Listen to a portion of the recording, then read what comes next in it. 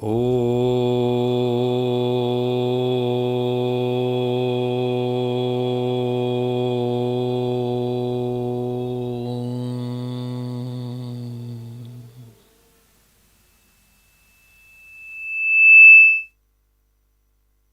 ओम ओम ओम ओम। उपस्थित सज्जनों, माताओं और बहनों,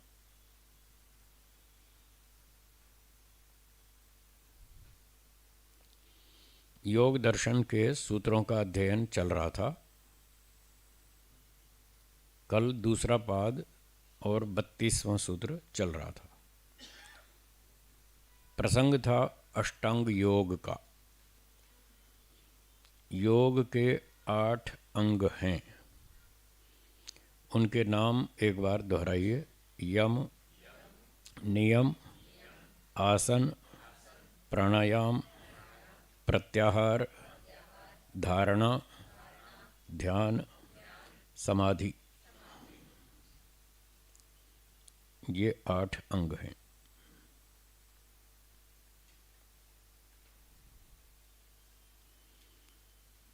पहले 2 अंग यम और नियम व्यवहार की शुद्धि के लिए हैं।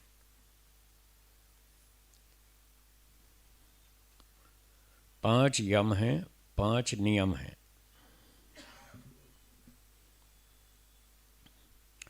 उनके नाम दोहराएंगे। अहिंसा, सत्य, अस्तेय, ब्रह्मचर्य, अपरिग्रह।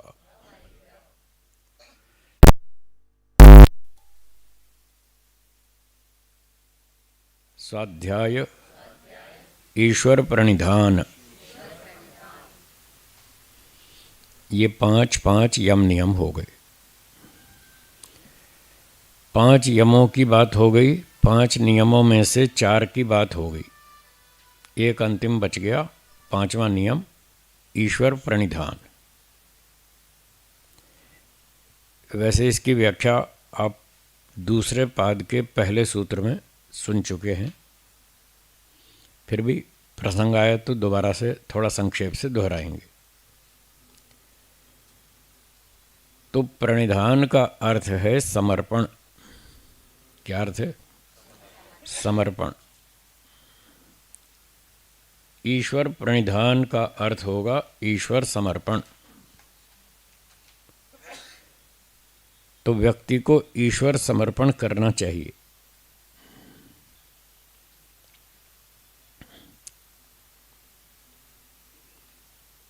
अगर किसी नौकर को किसी सेठ से कुछ लाभ लेना हो तो क्या नौकर को सेठ के समर्पित होना चाहिए या नहीं? होना चाहिए, तभी उससे कुछ लाभ मिलेगा। तो हमें ईश्वर से लाभ लेना है, इसलिए ईश्वर समर्पण करना होगा।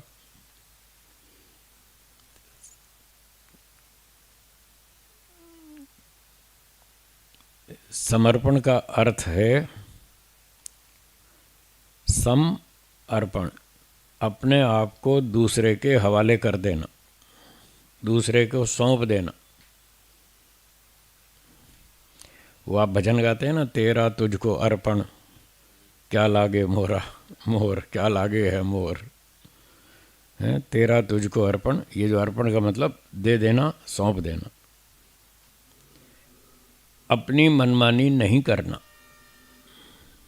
समर्पण का मतलब अपनी मनमानी नहीं करना। जिसको समर्पण कर रहे हैं उसकी इच्छा अनुसार काम करना, उसके आदेश निर्देश का पालन करना, यह है समर्पण। एक बच्चे ने मातृ समर्पण कर दिया तो अब वो अपनी मनमानी नहीं करेगा, जो माँ कहेगी वो करेगा, ये मातृ समर्पण हो गया। एक ने पितृ समर्पण कर दिया तो जो पिताजी कहेंगे वो काम करेगा, अपनी मनमानी नहीं करेगा। एक ने गुरुजी को समर्पण कर दिया तो जो गुरुजी कहेंगे वो करेगा। विद्यार्थी अपनी मनमानी नहीं करेगा। अपनी मनमानी करता है, गुरुजी की बात नहीं मानता, तो समर्पण ठीक नहीं है। तो यहाँ साधक व्यक्ति को करना है ईश्वर समर्पण। ईश्वर समर्पण, अपने आप को ईश्वर के हवाले कर देना, अपनी मनमानी कुछ नहीं करना, जो ईश्वर कहेगा वो करना। ये ईश्वर समर्पण, ईश्वर प्रणिधान कहलाता है।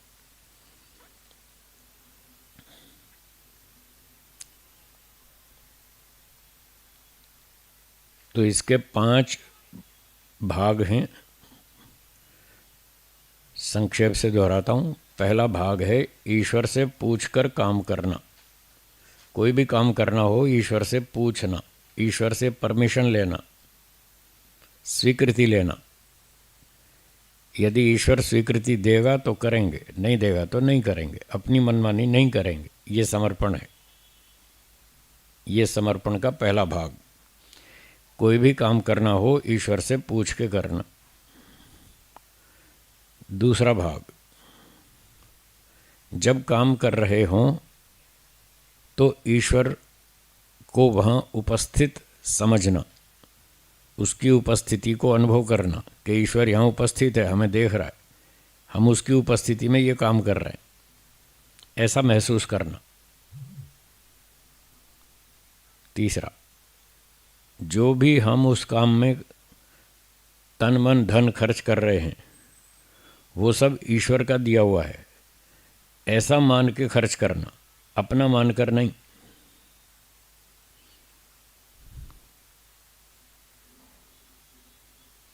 चौथा, जब काम पूरा हो जाए फिर ईश्वर को धन्यवाद देना, आभार व्यक्त करना कि आपकी कृपा से ये सब काम ठीक ठाक हो गया, इसके लिए आपको बहुत बहुत धन्यवाद। और 5वां स्टेप ये है, 5वां भाग ये है समर्पण का कि काम पूरा होने पर सांसारिक फल की इच्छा नहीं करना, मोक्ष फल की इच्छा करना। ये 5वां स्टेप है। तो इस तरह से जो काम करता है वो ईश्वर समर्पित है। तो ये व्यक्तिगत कार्य है, इससे बहुत अच्छा लाभ होगा। ईश्वर के प्रति प्रेम, श्रद्धा, समर्पण भावना बढ़ेगी और ईश्वर से जल्दी जल्दी संबंध हो जाएगा, जल्दी जल्दी ईश्वर हमको स्वीकार कर लेगा। ये इसका लाभ है। ठीक है, तो ये हो गए 5 स्टेप्स समर्पण के। अब 5 यम पूरे हो गए, 5 नियम पूरे हो गए। आगे चलेंगे। ये 10 कार्य व्यवहार की शुद्धि के लिए आवश्यक हैं। किसी को मोक्ष में जाना हो या ना जाना हो, ये सबको करने चाहिए, सबके लिए सुखदायक हैं। और जिसको मोक्ष समझ में आता है उसको और अधिक अच्छे ढंग से करने चाहिए, उसको और अधिक लाभ होगा और फिर उसका आगे का रास्ता भी खुल जाएगा।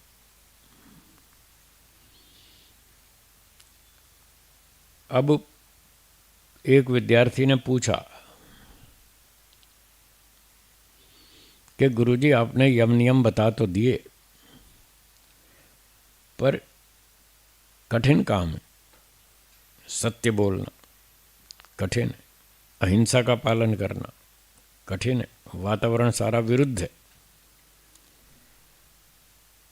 इन यम नियमों के अनुकूल नहीं है, वातावरण सारा उल्टा है, झूठ, छल, कपट, चोरी, अन्याय सब उल्टे सीधे काम हो रहे हैं दुनिया में, बुरे काम बहुत अधिक हो रहे हैं, अच्छे काम बहुत कम हो रहे हैं। तो वातावरण में जब बुरे काम अधिक हो रहे हैं तो अधिक प्रभाव किसका पड़ेगा, बुरे कामों का या अच्छे का? बुरे का अधिक पड़ेगा। सारा माहौल ही ऐसा है, सब लोग ऐसे ही कर रहे हैं, तो बड़ी कठिनाई आती है। इन यम नियमों का पालन करने में कठिनाई आएगी। मन में बार बार विचार उठेगा, थोड़ा तो झूठ बोल ही लो, थोड़ी तो हेरा फेरी कर ही लो, थोड़ी चोरी तो कर ही लो, ऐसे थोड़ा थोड़ा अन्याय तो कर ही लो, ऐसे ऐसे मन में विचार आएगा, फिर क्या करेंगे? ये प्रश्न किया विद्यार्थी ने गुरुजी से।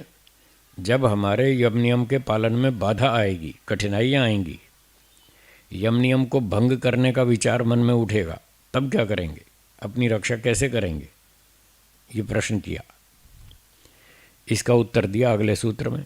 33वां सूत्र देखिए, बोलिए। वितर्क बाधने प्रतिपक्ष भावनम।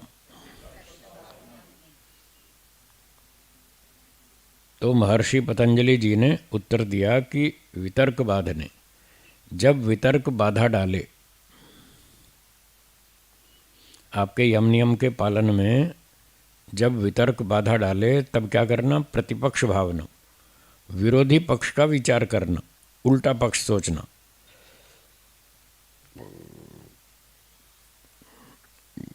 वितर्क क्या है वैसे अगले सूत्र में बताएंगे सूत्रकार।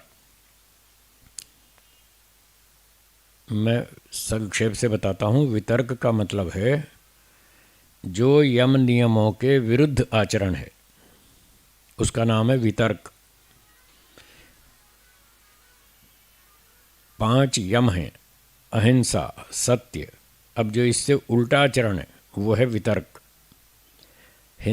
अहिंसा से उल्टा हिंसा, सत्य से उल्टा असत्य। तो जब मन में ऐसा विचार उठेगा, आज थोड़ा तो अन्याय कर ही लें, थोड़ा तो झूठ बोल ही लें, थोड़ी सी चोरी तो कर ही लें, ये सब लोग रिश्वत लेते हैं, मैं कभी नहीं लेता, चलो आज तो ले ही लूँ, मैं थोड़ी तो मैं भी ले लूँ। तो इस तरह के जब विचार मन में आएंगे, इसका नाम है वितर्क। महर्षि पतंजलि जी कह रहे हैं कि जब ये वितर्क आपके व्यवहार में बाधा डाले, आपको रास्ते से भटकाए, गलत दिशा में ले जाना चाहे, उल्टी दिशा में ले जाना चाहे, तो क्या करना, प्रतिपक्ष भावना, उसका विरोध करना। उस विचार का मन में ही विरोध कर दीजिए तो आप बच जाएंगे, वहीं ब्रेक लग जाएगी, आप गलत काम नहीं करेंगे और आपका यम नियम ठीक चलता रहेगा।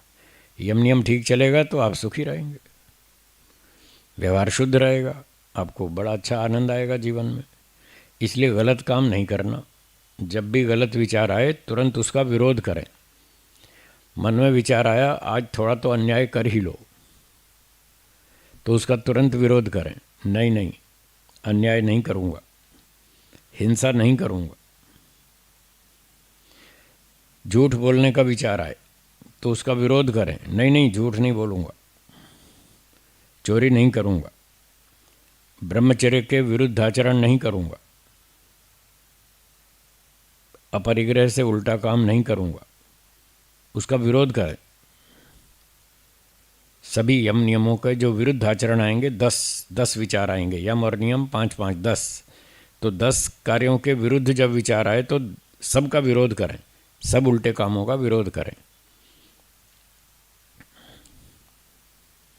तो इससे क्या होगा कि वो जो वितर्क है वो दब जाएगा, शांत हो जाएगा, आपको गलत काम में प्रेरित नहीं कर पाएगा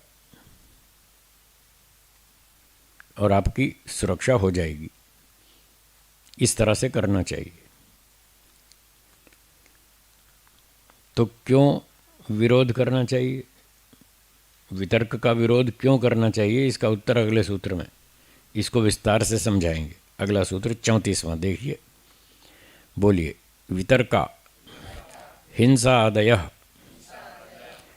कृत कारित अनुमोदिताः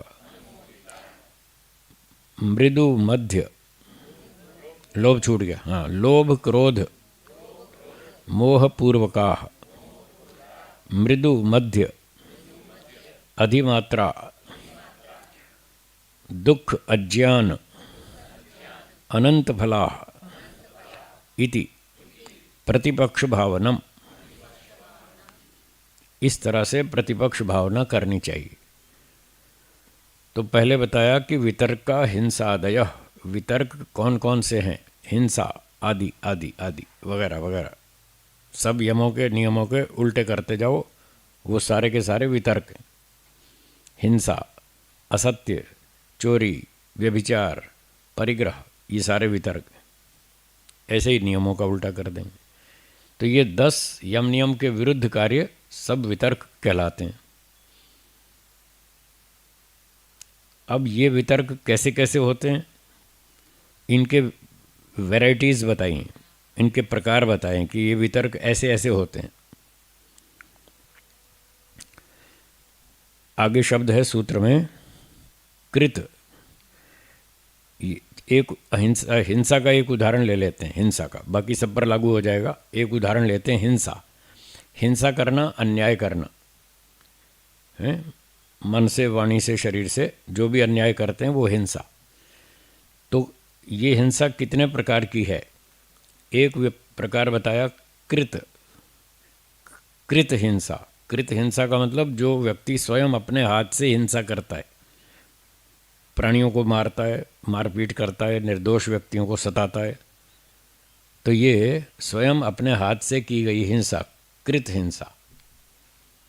दूसरी है कारित हिंसा। वो स्वयं अपने हाथ से तो बकरे नहीं काटता, मुर्गे नहीं काटता, फिर एक नौकर रख लेता है, दुकान चला के एक नौकर रख लेता है, भाई तुम इन बकरियों को काटो और बेचते रहो, तुम्हें इतना वेतन दूंगा, बाकी प्रॉफिट मेरा, दुकान मेरी है, सब खर्चा इन्वेस्टमेंट मेरी है, तो प्रॉफिट सारा मेरा, तुम इतना काम करो, तुम्हें इतना पैसा वेतन मिलेगा। ये कारित कर्म हो गया, कारित हिंसा। अपने हाथ से काटना, कृत हिंसा। दूसरे से आदेश देकर कटवा देना, कारित हिंसा। और तीसरा अनुमोदिता, अनुमोदित हिंसा। किसी ने पूछा जी यहाँ एक स्लॉटर हाउस खोलना है, कसाई खाना, आपका क्या विचार है, खोल दे? आपने समर्थन कर दिया, हाँ हाँ खोलो खोलो, बहुत हैं, माल बिकेगा तुम्हारा, खाने वाले बहुत हैं, खोलो खोलो। ये अनुमोदित हिंसा। आप खुद भी नहीं काट रहे और नौकर रख के कटवा भी नहीं रहे, पर समर्थन तो कर रहे हैं ना। ये समर्थन करना भी अपराध है, इसको अनुमोदित हिंसा कहते हैं। 3 प्रकार हो गए, कृत, कारित, अनुमोदित। फिर 3 इसके कारण बताए, लोभ, क्रोध और मोह पूर्व का। जिस हिंसा के पूर्व, पहले कारण के रूप में लोभ हो सकता है, क्रोध हो सकता है, या मोह अर्थात मूर्खता, अविद्या, इन कारणों से व्यक्ति हिंसा करता है।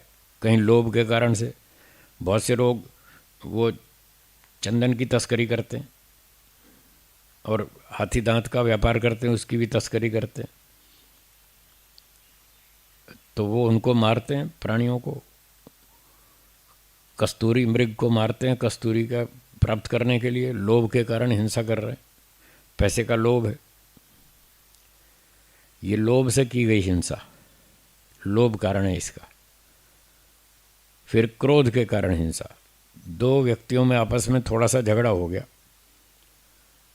तो एक व्यक्ति ने 10 पैसे की गलती की, दूसरे ने उसको 30 पैसे का दंड दिया। क्रोध आ गया उसको, अच्छा मुझे ऐसा कहता है, अभी तुझे दिखाता हूँ। अब मारा उसको ठोक ठोक के 10 पैसे की गलती थी, 30 पैसे उस पर अन्याय कर दिया।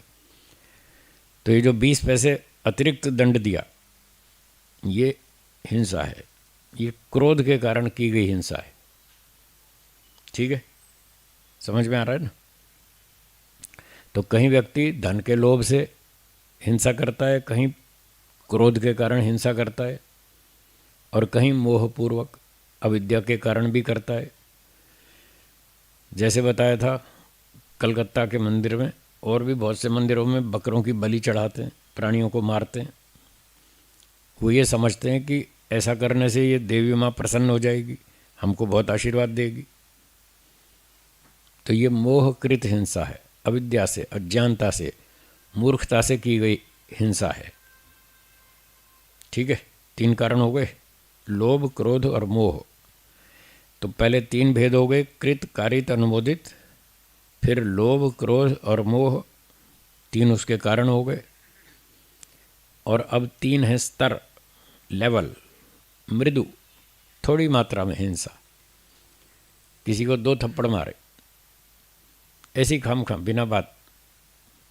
कई होते हैं ना ऐसे खराब बुद्धि वाले झगड़ा करने वाले, परेशान करने वाले, दादागिरी करने वाले, तो ऐसे ही खाम छेड़ दिया, उसको 2 थप्पड़ मारे, ये मृदु हिंसा है। फिर बात थोड़ी सी बढ़ गई, उसने कहा भाई तुम मुझे क्यों मारते हो, मैंने क्या गलती की है? उसको आया गुस्सा, उसने कहा अच्छा मुझसे ज़बान लड़ाता है, अभी बताता हूँ। उसने एक डंडा लिया, उसकी हड्डी तोड़ दी। ये मध्य हिंसा, उससे ज़्यादा लेवल की। फिर बात ऐसे थोड़ी बढ़ गई, उसने निकाला चाकू और कर दिया पार। ये अधिमात्र हिंसा, मार डाला उसको। तो थोड़ी मात्रा में अन्याय करना हिंसा, मृदु हिंसा, फिर कुछ ज़्यादा मध्यम स्तर की, और फिर बहुत अधिक पूरी हत्या ही कर दी। ये इसके हिंसा के 3 स्तर हो गए, 3 लेवल। तो अब देखिए कितने प्रकार हो गए। पहले तो कृत, कारित, अनुमोदित 3 प्रकार ये हो गए। और कृत हिंसा के भी 3 कारण, लोभपूर्वक कृत हिंसा, क्रोधपूर्वक कृत हिंसा और मोहपूर्वक कृत हिंसा। तो 3 ये हो गए, ठीक है। फिर लोभपूर्वक कारित हिंसा, तो कारित के भी ये 3 कारण हो गए, और अनुमोदित के भी 3 हो गए। तो 3 3 9 हो गए, 9 प्रकार की हिंसा हो गई। फिर 3 इनके स्तर हो गए, मृदु, मध्य और अधिमात्र। तो 9 3 27 हो गए, 27 प्रकार की हिंसा ये तो सूत्र में हो गई। अब व्यास भाष्य में इसकी और व्याख्या की है। मृदु, फिर मृदु जो हिंसा थी उसके भी 3 लेवल कर दिए। मृदु के भी 3 स्तर हो गए, आपस में बहुत थोड़ी, कुछ अधिक कुछ अधिक। तो जितना एरिया मृदु हिंसा का था उसके अंदर 3 भाग कर दिए। तो ऐसे 27 को 3 से गुना करेंगे तो सबके 3 3 होते जाएंगे। 81 प्रकार की हिंसा, ये योग दर्शन व्यास भाष्य में लिखी। 81 प्रकार की हिंसा होती है, 81 प्रकार का झूठ, 81 प्रकार की चोरी, सारे के सारे वितर्क 81 प्रकार के। अब आप देखो 10 वितर्क हैं और 81 प्रकार के, कितने हो गए? 810। कल कौन कह रहा था? लालचंद जी कह रहे थे कि गुरुजी आप तो दंड के सारे पर्दे पर्दे खोलते जाते हैं, इतना हम गलतियां करते हैं सारे दिन। या मुकेश जी कह रहे थे, कोई कह रहा, लालचंद जी कह रहे थे, हाँ। कि आप तो दंड के इतने पर्दे पर्दे खोलते जा रहे हैं, हम तो सारा दिन दंड ही भोगते रहेंगे। इतनी गलतियां करते हैं हम। भाई जो सच है वो तो यही है। अब लोग समझे ना समझे वो उनकी दिक्कत है। शास्त्र कह रहा, मैं नहीं कह रहा, मैं कोई अपनी ओर से कुछ नहीं कह रहा। ये तो ऋषियों ने बता रखा है, इतने इतने प्रकार की हिंसा, इतने इतने प्रकार का झूठ, इतने इतने प्रकार की चोरी, तो हमें इन सब से बचना पड़ेगा। तो ऐसे व्यक्ति विचार करे कि इतने प्रकार की गलतियां हो सकती हैं, इसलिए हर समय सावधान रहें, सावधानी से काम करें, सावधानी से व्यवहार करें, थोड़ी भी गलती ना हो जाए। काम करने से पहले विचार करें क्या करना है। काम करते करते भी सोचते रहें, कहीं मैं गलत तो नहीं कर रहा, ठीक कर रहा हूँ ना। करते करते भी सोचें, और काम पूरा हो जाए फिर परीक्षण करें, मैंने कहाँ गलती की, ठीक बोला या कहीं गलती की बोलने में, व्यवहार में, लेन देन में। तो ये सारा चेक करना पड़ेगा। ऐसे जो व्यक्ति अपना परीक्षण निरीक्षण करता है स्वयं, तो उसको गलतियां समझ में आने लगती हैं। और जो परीक्षण नहीं करता उसको 50 साल तक भी समझ नहीं आती कि मैं कहाँ गलती करता हूँ, उसको गलती दिखती ही नहीं। और कोई बताए कि आप बहुत गलतियाँ करते हैं, तो वो कहेगा नहीं मैं तो बिल्कुल गलती नहीं करता। एक व्यक्ति ने मंच पे कहा प्रवचन में, मेरे मन में किसी के प्रति लेश मात्र भी द्वेष नहीं है। क्या बोला? और जबकि मैं उसको व्यक्तिगत रूप से जानता था। वो व्यक्ति सर से पांव तक द्वेष में डूबा हुआ था। सर से पांव तक पूरा द्वेष में डूबा हुआ था, और वो कहता है मेरे मन में किसी के प्रति लेश मात्र भी, इतना सा भी द्वेष नहीं। तो उसको बेचारे को पता ही नहीं चलता कि मैं कहाँ द्वेष करता हूँ, कहाँ अन्याय करता हूँ, कहाँ झूठ बोलता हूँ, कहाँ हेरा फेरी करता हूँ। उनको समझ नहीं आता। और जहाँ कहीं समझ भी आता है तो वो झूठ बोलते हैं, नहीं नहीं मैं तो बिल्कुल ठीक हूँ, मैं क्या करता हूँ, मैं तो कुछ नहीं करता, मैं कोई गलती नहीं करता। ये तो सामान्य बात है, प्रायः कोई अपनी गलती स्वीकार करने को तैयार नहीं है। बहुत थोड़े लोग होते हैं जिनका मन शुद्ध हो, ईमानदारी हो जिनमें, वो स्वीकार करते हैं, हाँ साहब मैं गलती करता हूँ और मुझे मेरी गलतियाँ मालूम है, मैं उनको दूर करने के लिए खूब मेहनत भी कर रहा हूँ और एक दिन मैं जीत जाऊँगा, मैं सारी गलतियाँ ख़त्म कर दूँगा, इनको उखाड़ फेंकूँगा।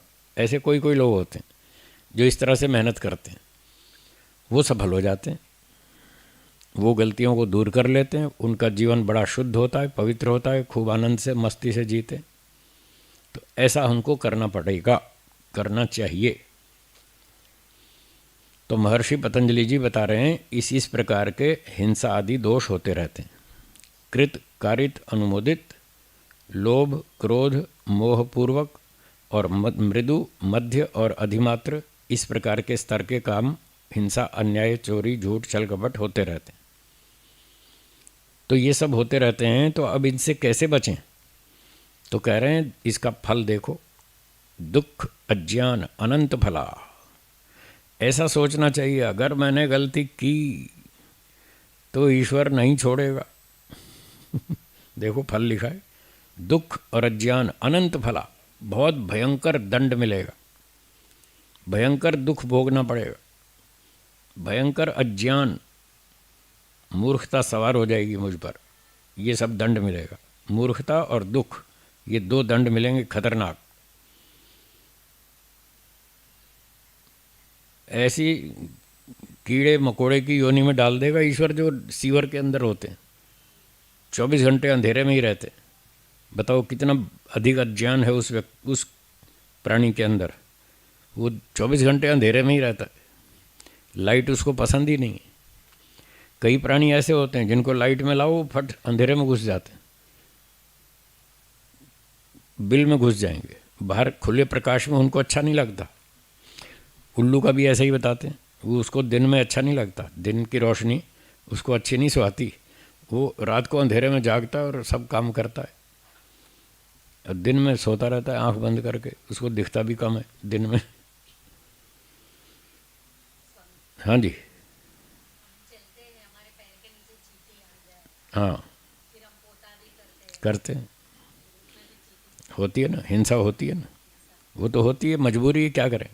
हम नहीं मारना चाहते, जानबूझ के नहीं मारना चाहते, फिर भी हो जाती है, मजबूरी है, क्या करें। झाड़ू पोछा तो लगाना पड़ेगा, सफाई तो करनी पड़ेगी, हैं, जाले भी साफ़ करने पड़ेंगे, और चिड़िया कबूतर घर में घुसेंगे उनको भी बाहर खदेड़ना पड़ेगा, ये सब तो करना पड़ता है। चूल्हा भी जलाना पड़ेगा, उखल मुसल भी कूटना पड़ेगा, चक्की भी पीसनी पड़ेगी, ये सब काम तो करने पड़ेंगे, इसके बिना जी नहीं सकते। तो व्यास भाष्य में लिखा है कुछ न कुछ व्यक्ति हिंसा तो करता ही है, वो बच नहीं सकता। तो फिर क्या करें, उसका दंड, बोले दंड तो मिलेगा। आप संसार में आ गए तो बस गलतियां होंगी, मजबूरी में होंगी, जानबूझकर होंगी, अनजाने में होंगी, सब तरह से होंगी। तो जानबूझकर तो मत करो, मजबूरी वाली तो करनी पड़ेगी, क्या करें, जीना है तो कुछ करना पड़ेगा। अनजाने की तो गलतियां हो जाती हैं, पता ही नहीं चलता, वो भी हो जाएंगी, पर कम से कम जानबूझ के तो ना करें। और जितना दंड उसका मिलेगा उसकी टक्कर में थोड़ा पुण्य भी कमाओ, थोड़े डंडे भी खाएंगे, थोड़े लड्डू भी खाएंगे, तो बैलेंस ठीक बना रहेगा। पुण्य कमाएंगे नहीं, सारी गलतियां ही गलतियां करेंगे तो सिर्फ डंडे ही डंडे खाने को पड़ेंगे। तो इसलिए ऋषियों ने कहा कुछ अच्छे काम भी कर लो। पंच महायज्ञ बताए महर्षि मनु जी ने।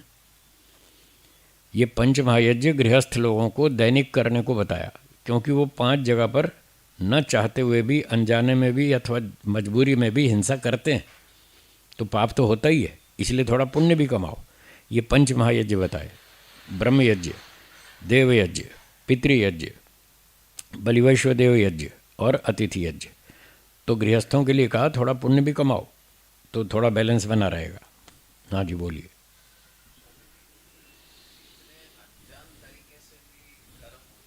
होते हैं,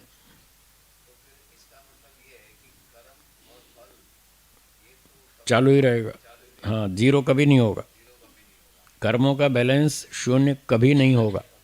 ये अनादिकाल से चल रहा है, अनंत काल तक चलेगा। हाँ, ये जीरो कभी नहीं होगा, चाहे आप मोक्ष में चले जाओ तो भी बचेगा।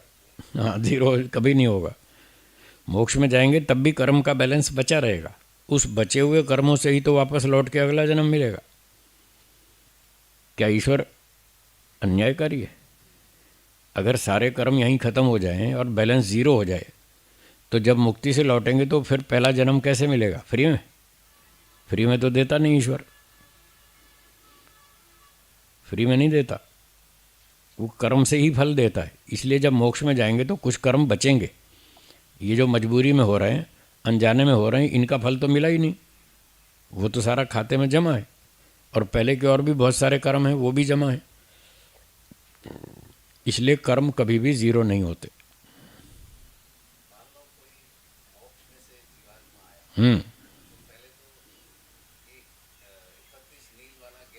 ठीक है, ठीक है। हाँ, कर्म जो बचे हुए थे, हाँ ठीक है। हम्म। पहले जन्म में, हाँ हाँ हाँ। पहली सृष्टि मैं नहीं समझा, पहला जन्म बोलो, पहली सृष्टि नहीं। मुक्ति से लौटा जो सृष्टि चल रही थी, उस चालू सृष्टि में जो उसका पहला जन्म हुआ, आप ये कहना चाह रहे हैं?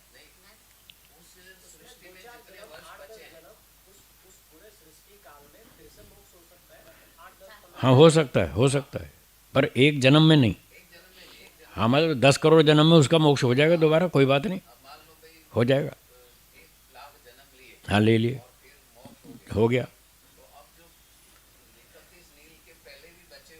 कर्म ना। हाँ बचे थे, पड़े हैं, फिर भी पड़े रहेंगे, पड़े ही रहेंगे। वो ईश्वर याद रखता है। उसका कंप्यूटर बहुत सुपर कंप्यूटर है, उसमें कभी कोई गलती होती ही नहीं, कोई चांस ही नहीं। हाँ वो भी लिखा रहेगा उसके पास, हाँ स्टोर रहेगा, वो भूलता नहीं है। हाँ कोई किताब चौपड़ी हार्ड डिस्क कुछ नहीं रखता वो, बस याद रखता है वो। और उसके काम में हिसाब में कोई गलती नहीं है। ये वेद में लिखा है, वेद में लिखा है, न किल विषम अत्र। ईश्वर की कर्मफल व्यवस्था में कोई कमी नहीं है, कोई गलती नहीं है। न किल विषम, कोई गलती नहीं है, सब काम परफेक्ट होता है। इसीलिए उसको न्यायकारी कहते हैं। अगर उसके काम में गलतियां शुरू हो जाएं तो लोग उस पर भरोसा नहीं करेंगे। जब भरोसा नहीं करेंगे तो क्यों जाएंगे उसके पास कि आप हमारा न्याय करो और आप हमें मोक्ष दो? क्यों जाएंगे उसके पास? लोग उसी के पास जाते हैं जिस पर उनको भरोसा हो। तो ईश्वर पे भरोसा है, वो अन्यायकारी बिल्कुल नहीं है। और एक मंत्र में तो यहाँ तक लिखा है,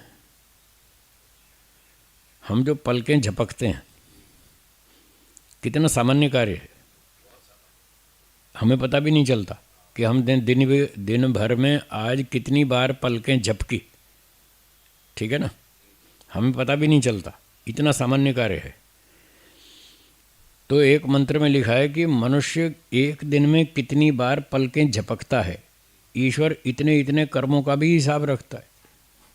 आप बोलो कहाँ छोड़ेगा वो? इतने सामान्य से कर्मों का भी पूरा हिसाब रखता है। भाव कहने का यह है कि उसने जहाँ भी थोड़ी से थोड़ी भी गलती की होगी वो भी हिसाब में जमा होगी, उसका भी दंड फल मिलेगा। अच्छा किया तो अच्छा, बुरा किया तो बुरा। इसलिए वहाँ अन्याय होने का कोई चांस ही नहीं, कोई संभावना ही नहीं है, वहाँ तो पूरा न्याय मिलेगा। इसीलिए हम उस पर भरोसा कर सकते हैं और अपना शांति से जी सकते हैं। अपने कर्मों को हम भूल जाते हैं, हाँ या ना? जब हम ही भूल जाते हैं तो दूसरा मनुष्य तो कौन याद रखेगा हमारे कर्मों को? वो अपना ही नहीं याद रख पाता, हमारा क्या रखेगा? तो हम अपने ऊपर भी भरोसा नहीं कर सकते। अगर ईश्वर हमको कह दे भाई मैं तुम्हारा कर्म फल नहीं दूंगा, तुम अपना कर्म करो और अपना फल स्वयं लो, तो हम ले लेंगे?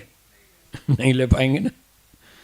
तो हम स्वयं अपने कर्मों का फल नहीं ले सकते, इतनी बुद्धि शक्ति सामर्थ्य स्मृति नहीं है। जब हमारी नहीं है तो दूसरे की भी नहीं है, वो हमारा क्या हिसाब रखेगा जब खुद का नहीं रख सकता? तो हम आपस में तो नहीं निपटा सकते, तो फिर कहाँ जाएं? एक ही बचा है ईश्वर, वो कहता है हाँ मैं जिम्मेदारी लेता हूँ, मैं आपकी सबकी जिम्मेदारी लेता हूँ। मेरे पास इतनी ताकत है, इतना ज्ञान है, इतनी स्मृति है, इतनी शक्ति है, मैं सबका हिसाब रखूँगा और ठीक न्याय से फल दूँगा। आपको मुझ पर विश्वास हो तो आ जाओ, और नहीं है तो जाओ, मेरे इलाके से निकल जाओ। मेरे इलाके में रहना है तो मेरा कानून मानना पड़ेगा, नहीं तो मेरा इलाका छोड़ दो, जाओ जाओ जहाँ जाना हो जाओ, मेरा इलाका छोड़ दो। मेरे यहाँ रहना है तो फिर मैं जो कहूँगा वो करना पड़ेगा। अब बोलो क्या करेंगे? ईश्वर का इलाका छोड़ सकते हैं? फिर कहाँ जाएंगे? मजबूरी है, रहना तो यहीं पड़ेगा। ईश्वर की दुनिया में रहना पड़ेगा, उसका दुनिया छोड़ के बाहर जा नहीं सकते, रहना तो यहीं है। और फिर ईश्वर समझा रहा है कि फिर चिंता मत करो, मैं बैठा हूँ ना, मैं न्याय करूँगा।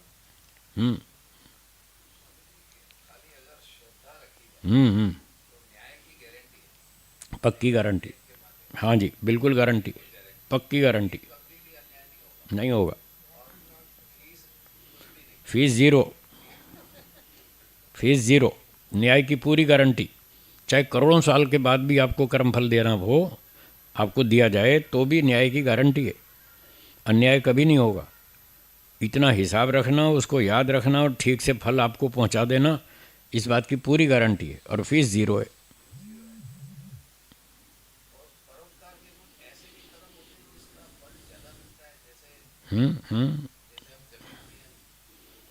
हाँ, बीज बोते हैं ना। हाँ तो 50, एक बोरी बोएंगे 50 बोरी मिलेगी, कई गुना मिलता है। ऐसा भी है, ऐसा भी है।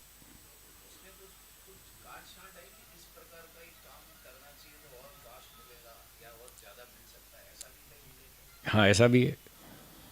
जैसे योग दर्शन दूसरा पाद 12वां सूत्र, उसके भाष्य में लिखा है, दृष्टादृष्ट जन्म वेदनीय क्लेश मूलः कर्माशयो दृष्टादृष्ट जन्म वेदनीय, ये सूत्र है 12वां। इसके भाष्य में लिखा है व्यास जी ने कि जो व्यक्ति अच्छे अच्छे काम बड़ी तीव्रता से करता है, तीव्र संवेग से, पूरी ताकत से विद्या पढ़ता है, महात्माओं की सेवा करता है, ईश्वर की भक्ति करता है, ध्यान उपासना करता है, उसको इसी जन्म में फल मिलता है। हाँ, उसको इसी जन्म में जल्दी फल मिलता है। जो वेदों को पढ़ता है, पुरुषार्थ करता है, ईमानदारी से सेवा करता है, तपस्या करता है, ईश्वर भक्ति करता है, महात्माओं विद्वानों गुरुओं की सेवा करता है, उसको इसी जन्म में फल मिलता है। ये दूसरे पाद के 12वें सूत्र के भाष्य में लिखा है। और इससे उल्टा भी लिखा है, जो निर्दोष व्यक्तियों को सताता है, अत्याचारी होता है, उसको दंड भी इसी जन्म में मिलता है। रंगा बिल्ला का नाम सुना है? उसको दंड मिला ना, इसी जन्म में मिल गया ना। तो ऐसा भी होता है, जो ज़्यादा अत्याचारी होते हैं, ज़्यादा परेशान करते हैं, भयंकर अपराध करते हैं, उनको इसी जन्म में दंड मिलता है, जल्दी मिलता है। और फिर आगे लिखा है, जो कुछ ऐसे भी होते हैं जो बहुत खतरनाक काम करते हैं, उनका दंड इस जन्म में देना पॉसिबल ही नहीं है, असंभव है।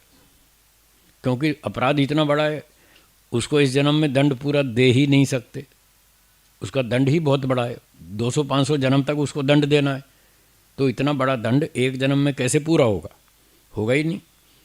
इसलिए फिर उसको अगले जन्म में देना पड़ेगा, मजबूरी है। ये भी लिखा है।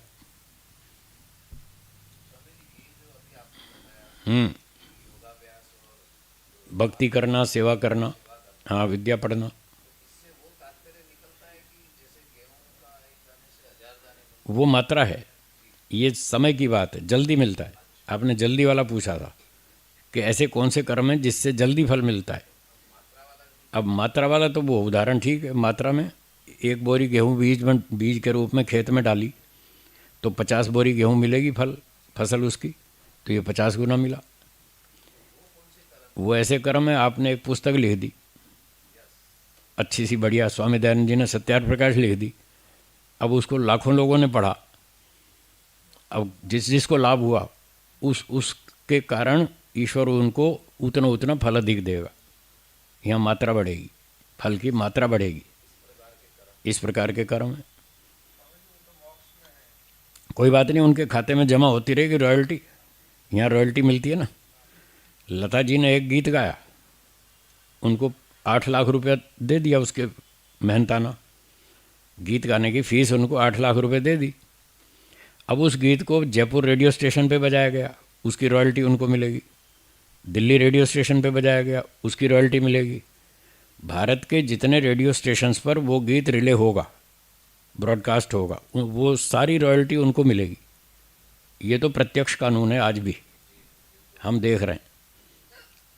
तो जब यहाँ रॉयल्टी मिल रही है, जबकि उन्होंने एक ही बार गाया और उसके 8 लाख रुपए फीस ले भी ली, उसके बाद भी उसका जो लोग लाभ उठा रहे हैं, उस गीत का सुख ले रहे हैं, तो उसका भी पैसा उनको मिलता है। ये रॉयल्टी कहते हैं इसको।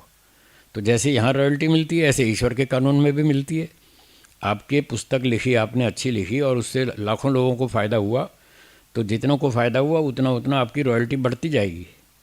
फिर आपकी मृत्यु हो गई, उसके बाद भी वो लोग किताब पढ़ रहे हैं और मरने के बाद भी उनको लाभ हो रहा है, उसकी भी रॉयल्टी मिलेगी।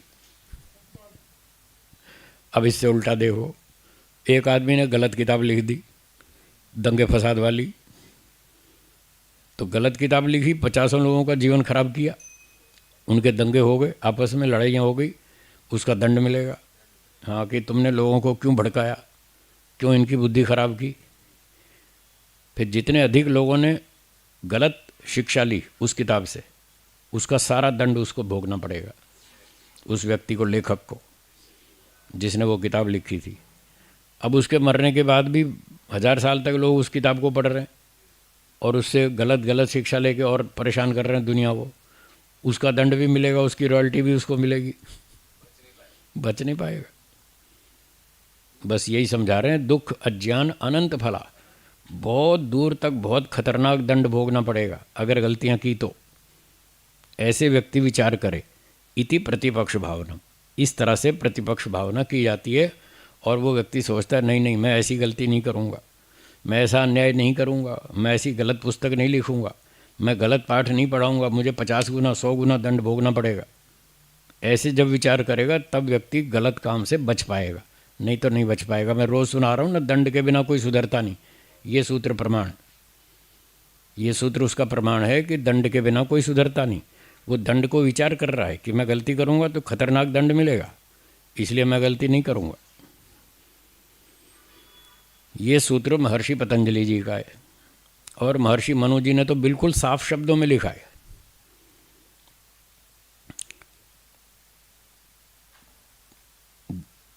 दंड के बिना न शक्य कर्तुम पाप विनिग्रह, व्यक्ति को पाप से बचाया जाना असंभव है। उन्होंने असंभव लिखा है,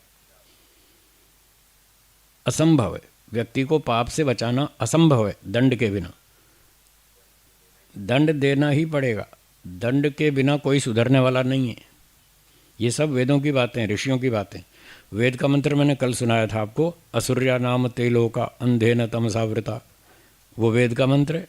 ये पतंजलि महाराज का सूत्र है और वो मनु जी का वचन है। ये सारे तीनों पक्के प्रमाण हैं। दंड के बिना कोई सुधरने वाला नहीं है। आप अपने घर में देख लो ना, आपके बच्चे तोड़ फोड़ शोर मचाते हैं, तोड़ फोड़ करते हैं, अब उनको दंड देना बंद कर दो, देखो और सर पे चढ़ जाएंगे और 4 गुने 6 गुने बिगड़ते जाएंगे अगर आप दंड नहीं देंगे तो। आप बच्चों को दंड क्यों देते हैं? इसीलिए देते हैं कि आगे गलती ना करें, इसीलिए तो दंड देते हैं। इसलिए स्कूल में दंड व्यवस्था है कि आप लेट आओगे तो दंड मिलेगा। जो बच्चे स्कूल में देर से जाते हैं उनको दंड मिलता है ना। मैं पूछता हूँ बच्चों से, क्यों बेटा स्कूल जाते हो? हाँ जी। कब जाते हो? 7 बजे। उठते कब हो? 6 बजे। संडे को कब उठते हो? 9 बजे। संडे को 9 बजे उठते हैं, रोज़ 6 बजे उठते हैं। क्यों भाई? कि संडे को छुट्टी होती है, उस दिन स्कूल जाना नहीं होता, बाकी दिन स्कूल जाना होता है तो 6 बजे उठना पड़ता है। मैंने कहा अगर जब लेट जाते हैं तब क्या होता है? फिर दंड मिलता है, स्कूल में दंड मिलता है। दंड मिलता है इसीलिए तो टाइम पर जाते हैं। बच्चों को लोग स्कूल टाइम पर भेजते हैं और खुद सत्संग में देर से आते हैं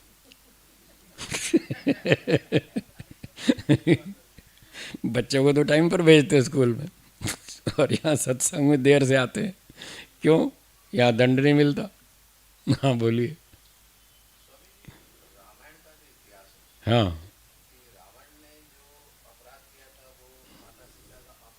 ठीक है।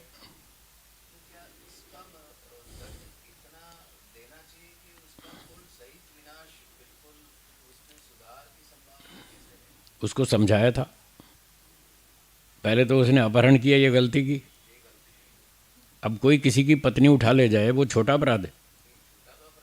तो एक तो बड़ा अपराध हो गया, उसको तो ठोकना ही है जिसने अपराध किया। अब उसके घर वाले सारे उसको समझा रहे हैं, उसकी पत्नी ने समझाया, उसके भाई ने समझाया, उसके और मंत्रियों ने समझाया कि भाई ये काम गलत है, ये मत करो। आपने गलती कर ली सो कर ली, अब जाके माफ़ी मांग लो, उनकी पत्नी वापस कर दो। वो नहीं माना, बड़े अकड़ में था। तो फिर इतना भी नहीं माना तो अपराध और बढ़ता जा रहा है, अपराध बढ़ रहा है। एक व्यक्ति को पता नहीं था कि मैंने गलती कर दी, तो जब 4 आदमियों ने बता दिया तुमने गलती कर दी, और वो कहता नहीं नहीं मैंने कोई गलती नहीं की, मैंने ठीक किया है, तो अब उसका अपराध घटेगा या बढ़ेगा? बढ़ेगा ना। तो इसलिए जब समझाने पर भी रावण नहीं माना, नहीं सुधरा, तो उसका अपराध की मात्रा बढ़ती जा रही है। फिर उसके साथ कुछ लोगों ने सपोर्ट की, घर वालों ने। किसने सपोर्ट की? कुंभकर्ण ने और मेघनाद ने। तो इन लोगों ने उसको सपोर्ट की, तो उसका अपराध और बढ़ गया। जब उसके परिवार वाले भी उसके पक्ष में हैं, तो फिर वो विपक्षी व्यक्ति तो परिवार को भी उड़ाएगा। उसकी सपोर्ट में जितने लोग हैं वो सबको उड़ाएगा, वो सारे अपराधी हैं, पूरी सेना को उड़ाएगा। उसने लड़ने के लिए अपनी सेना आगे करी, तो पहले तो सेना को ही मारना पड़ेगा, तभी तो राजा तक पहुंचेगा ना। इसलिए जो भी सामने आएगा वो सबको दंड देना पड़ेगा। वो अन्याय के पक्ष में खड़े हैं, ये सारे अपराधी हैं। जो अन्याय के पक्ष में लड़ता है, अभी तो पढ़ा है ना, कृत कारित अनुमोदिता, वो अनुमोदन कर रहे हैं, उसका समर्थन कर रहे हैं कि हाँ तुम ठीक हो, हम तुम्हारे साथ हैं।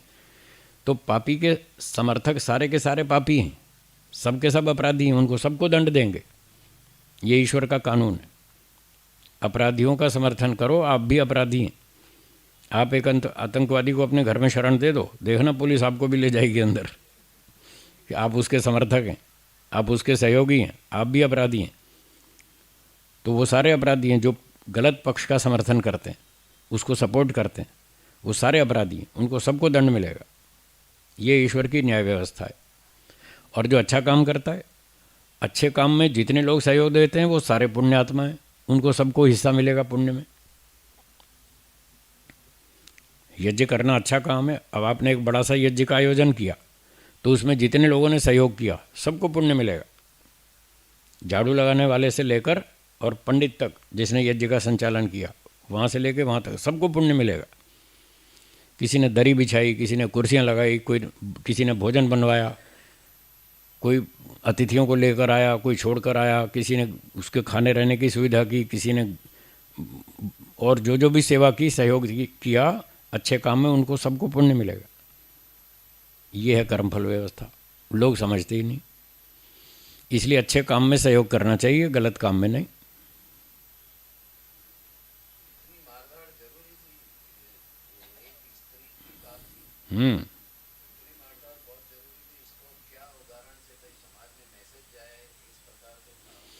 ये ईश्वर का न्याय है। ईश्वर कहता है जो अन्यायकारी है उसको उड़ा दो।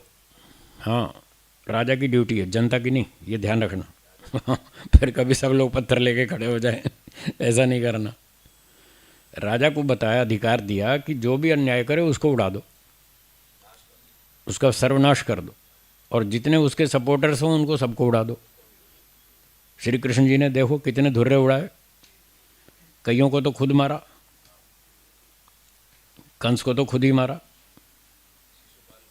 शिशुपाल को भी मारा, जरासंध को मरवा दिया। तो या तो इसलिए ये कानून है वेद का कि जो दुष्ट है उसको उड़ा दो, चाहे खुद उड़ाओ, चाहे किसी से उड़वा दो, चाहे कृत करो, चाहे कारित करो, चाहे अनुमोदित करो, दुष्ट को तो दंड ही मिलना चाहिए। नहीं तो कोई धर्म का पालन नहीं करेगा, ये नुकसान होगा। सवाल एक स्त्री का नहीं है, सवाल न्याय का है। ये अन्याय है, अन्याय को उखाड़ दो। श्री कृष्ण जी ने महाभारत का युद्ध क्यों करवाया? इसीलिए करवाया कि ये दुष्ट लोग अन्यायकारी हैं, इनको ख़त्म करना। अगर ये जीवित रहेंगे तो सारी दुनिया को परेशान करेंगे, जब तक जिएंगे तब तक दुनिया को दुख देंगे, और इनको देखकर दूसरे अन्यायकारी भी पैदा हो जाएंगे। तो अन्याय करने की परंपरा बढ़ेगी देश में और दुनिया में। इसलिए अन्याय का सदा विरोध करना चाहिए। महर्षि दयानंद जी ने लिखा है सत्यार्थ प्रकाश के अंत में, एक प्रसंग है स्वमंतव्य मंतव्य प्रकाश, उसमें उन्होंने 51 सिद्धांत लिखे हैं। कि वेदों के आधार पर मैं क्या मानता हूँ और क्या नहीं मानता। वो सारा मंतव्य अमंतव्य, क्या मैं मानता हूँ और क्या मैं नहीं मानता, वो सारा वेदों के आधार पर 51 बातें लिखी हैं। वहाँ उसकी भूमिका में ये बात लिखी है कि अन्यायकारी चाहे चक्रवर्ती राजा भी क्यों ना हो, चाहे अन्यायकारी चक्रवर्ती राजा भी क्यों ना हो, उसका विरोध करो, उसके बल की हानि करो, और चाहे इस काम में कितना भी दारुण दुख प्राप्त हो, कितना भी दुख आए, भले ही प्राण भी क्यों ना चले जाएं, तो भी इस मनुष्यपन धर्म से कभी अलग न होना, ऐसा लिखा है। बहुत कड़क लिखा है। तो जो अन्याय का विरोध नहीं करता वो कोई इंसान है? जो अन्याय का विरोध नहीं करता, अन्याय का समर्थन करता है, वो कोई मनुष्य है? ऐसा ऋषियों का सिद्धांत है, ऐसा वेदों का सिद्धांत है। जान जाए तो जाए, वो रघुकुल रीति सदा चली आई, प्राण जाए पर, ये है धर्म का तो लक्षण। प्राण जाए तो जाए, प्राण की कोई कीमत नहीं है। प्राण एक बार जाएगा, 10 बार मिलेगा। ईश्वर बैठा है ना न्याय करने के लिए। ये प्राण तो वैसे भी जाएगा, खाट पे रोगी होके भी मरेंगे और सीने पे गोली खा के भी मरेंगे।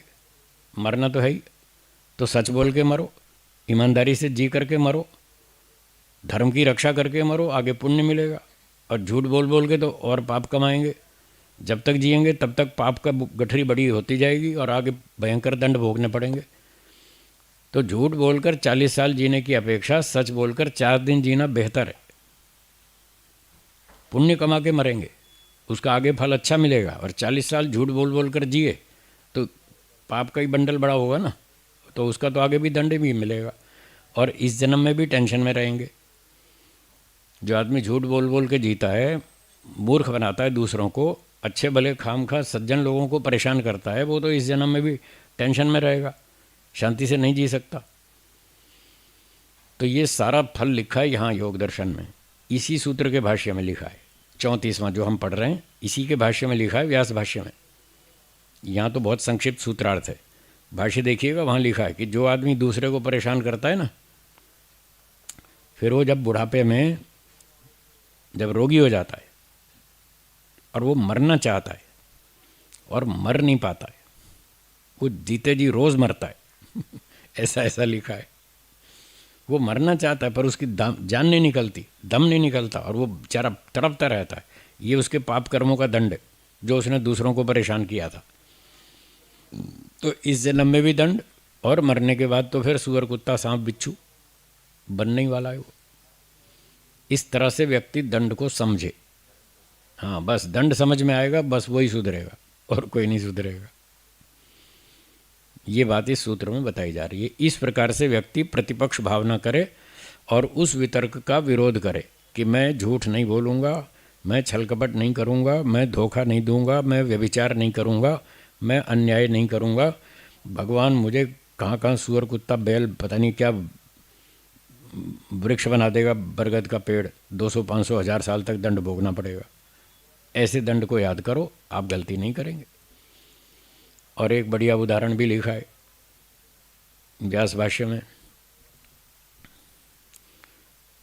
कुत्ते आपने देखे, कुत्ते खाते हैं ना, कुत्ते खाना खाते हैं ना, कभी कभी ज़्यादा खा लेते हैं लोभ के कारण, फिर वो उल्टी कर देते। ज़्यादा वो पचता नहीं ना, फिर उल्टी कर देते। चलो यहाँ तक तो ठीक है, उल्टी कर दी, अब आगे बहुत ख़राब है। वो कभी कभी जो उल्टी करते हैं उसको भी वापस खा लेते हैं। कभी देखा होगा आपने किसी ने देखा है कुत्ता उल्टी करके वापस चाट लेता उसको। तो व्यास भाष्य में ये उदाहरण लिखा है कि जब व्यक्ति के मन में इस तरह का विचार आए, मैं झूठ बोल लूँ, मैं चोरी कर लूँ, मैं हेरा फेरी कर लूँ, तो उसको उस कुत्ते को याद करना चाहिए। जो कुत्ता उल्टी करके वापस चाट लेता, कितना खराब लगता है वो। तो व्यक्ति को ये सोचना चाहिए मैं उस कुत्ते की तरह नहीं हूँ कि उल्टी करके वापस चाट लूँ। मैंने वितर्कों की उल्टी कर दी है, मैंने तो छोड़ दिए थे विकल्प, ये सारे वितर्क। मैंने तो संकल्प लिया था झूठ नहीं बोलूँगा, चोरी नहीं करूँगा, हिंसा नहीं करूँगा, अन्याय नहीं करूँगा, व्यभिचार नहीं करूँगा। मैं तो संकल्प ले बैठा हूँ, सारे वितर्कों की उल्टी कर दी मैंने, अब वापस कैसे चाट लूँ? मैं कुत्ते जैसा नहीं हूँ, मैं समझदार हूँ, मैं बुद्धिमान हूँ, एक सज्जन व्यक्ति हूँ, ईमानदार आदमी हूँ, मैं ऐसे कुत्ते जैसा काम मैं नहीं कर सकता।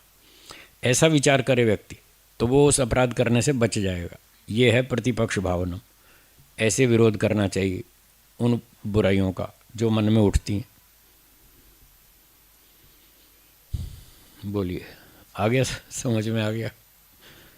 इस तरह से व्यक्ति बुराइयों से बच सकता है, सारे दुर्गुणों को, दोषों को छोड़ सकता है, तब जाके उसका जीवन शुद्ध होता है। और तब जो उसको आनंद होता है वो बता नहीं सकते, वो शब्दों से नहीं बता सकते, वो तो अनुभव करने की चीज़ है। जो लोग इस तरह से जीवन जीते हैं, यम नियम का पूरा सूक्ष्मता से पालन करते हैं, हर कदम पे सावधान रहते हैं, जरा भी गलती ना हो जाए, वो आनंद में जीते हैं। उनका जो अंदर आनंद होता है वो विचित्र ही होता है। जो लोग ऐसा करते हैं वही जानते हैं। तो इस प्रकार से हम अपना परीक्षण करते जाएं, अपना निरीक्षण करते जाएं, गलतियों को ढूंढते जाएं। हम कहाँ कहाँ गलतियाँ कर रहे हैं, कैसी कैसी गलतियाँ कर रहे हैं, छोटी बड़ी जैसी भी कर रहे हैं, उनको दूर करते जाएं। जितना जितना दूर करते जाएंगे गलतियों को, उतना उतना जीवन पवित्र होगा, उतना उतना ईश्वर आनंद बढ़ाएगा। वो अंदर से, मन से आनंद मिलेगा, सत्वगुण का सुख मिलेगा। हाँ, बढ़िया सुख मिलेगा, उस पर जीना चाहिए। वो सुख भोगना अच्छा है। और जो इंद्रियों से बाहर से भोगते हैं वो अच्छा नहीं है वो भी सत्व का ही। फल फूल खाते हैं, मिठाई खाते हैं और घूमना फिरना आदि करते हैं, उससे जो हम सुख लेते हैं वो भी प्रकृति का सुख है, इंद्रियों से भोगा जा रहा है, पर वो अच्छा नहीं है।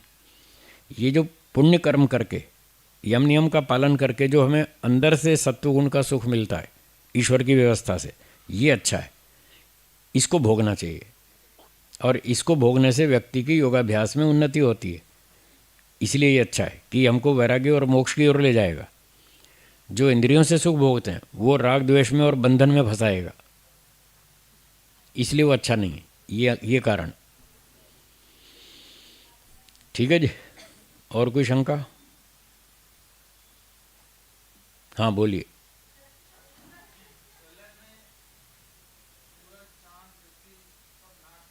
हाँ जी।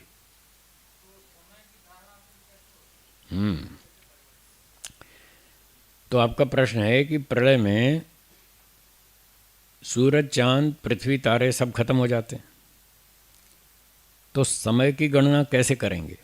आज तो पृथ्वी घूमती है, सूरज चलता है, तो हम एक दिन गिन लेते हैं, 24 घंटे में सूरज पृथ्वी घूम के वापस आ गई वहीं पर। तो हम इस सूर्य पृथ्वी के घूमने से हम समय की गणना कर लेते हैं। तो प्रलय में जब सूरज भी नहीं, पृथ्वी भी नहीं, तो समय की गणना कैसे होगी? ये आपका प्रश्न है। इसका उत्तर ये है कि समय की गणना करने का एक और प्रकार भी है। एक दूसरा प्रकार ये है, अभी आप घड़ी में देखेंगे सेकंड्स 27, 28, 29, 30, 31, इस स्पीड से वो सेकंड बीत रहा है। ठीक है, तो आपने ये स्पीड नोट कर ली कि इतनी स्पीड से यदि हम गिनती करें तो इतनी स्पीड में एक सेकंड हो जाता है। अब घड़ी मत देखिए और इतनी स्पीड से ही गिनती कीजिए, 31, 32, 33, 34, 35। तो आप समय की गणना कर रहे हैं या नहीं? और ठीक कर रहे हैं। अब घड़ी के बिना ही आप समय की गिनती कर रहे हैं। ये भी एक तरीका है समय की गणना करने का। गिनती बोलते जाओ उतनी स्पीड से जितनी स्पीड से आपने घड़ी में सेकंड्स को बीतते हुए देखा। आया, समझ में आया ना? जब प्रलय होगी तब सूर्य पृथ्वी तो नहीं रहेगा और हम भी नहीं होंगे। हमको जो समय की गिनती करनी होती है तो हम सूर्य पृथ्वी के हिसाब से करते हैं और घड़ी के हिसाब से करते हैं। घड़ी ऐसी सेट कर दी, वो इतने सेकंड उसी स्पीड से बराबर चलती है। जब प्रलय हो जाएगी तब ना घड़ी होगी, ना सूरज होगा, ना पृथ्वी होगी। तब ईश्वर गिनती से टाइम की कैलकुलेशन करेगा। ऐसे गिनती बोलेगा 1, 2, 3, 4, 5, ऐसे टाइम की गिनती कर लेगा। उसको सूरज की कोई ज़रूरत नहीं है, हमको पड़ती है ज़रूरत। और हमको भी मैंने बताया हम बिना सूरज के, बिना घड़ी के भी ऐसे गिन सकते हैं। तो भी हमें टाइम का पता चल जाएगा, इतने सेकंड बीत गए। तो ये दूसरा तरीका है। आ गया समझ में? चलो और बोलिए। हाँ बोलिए।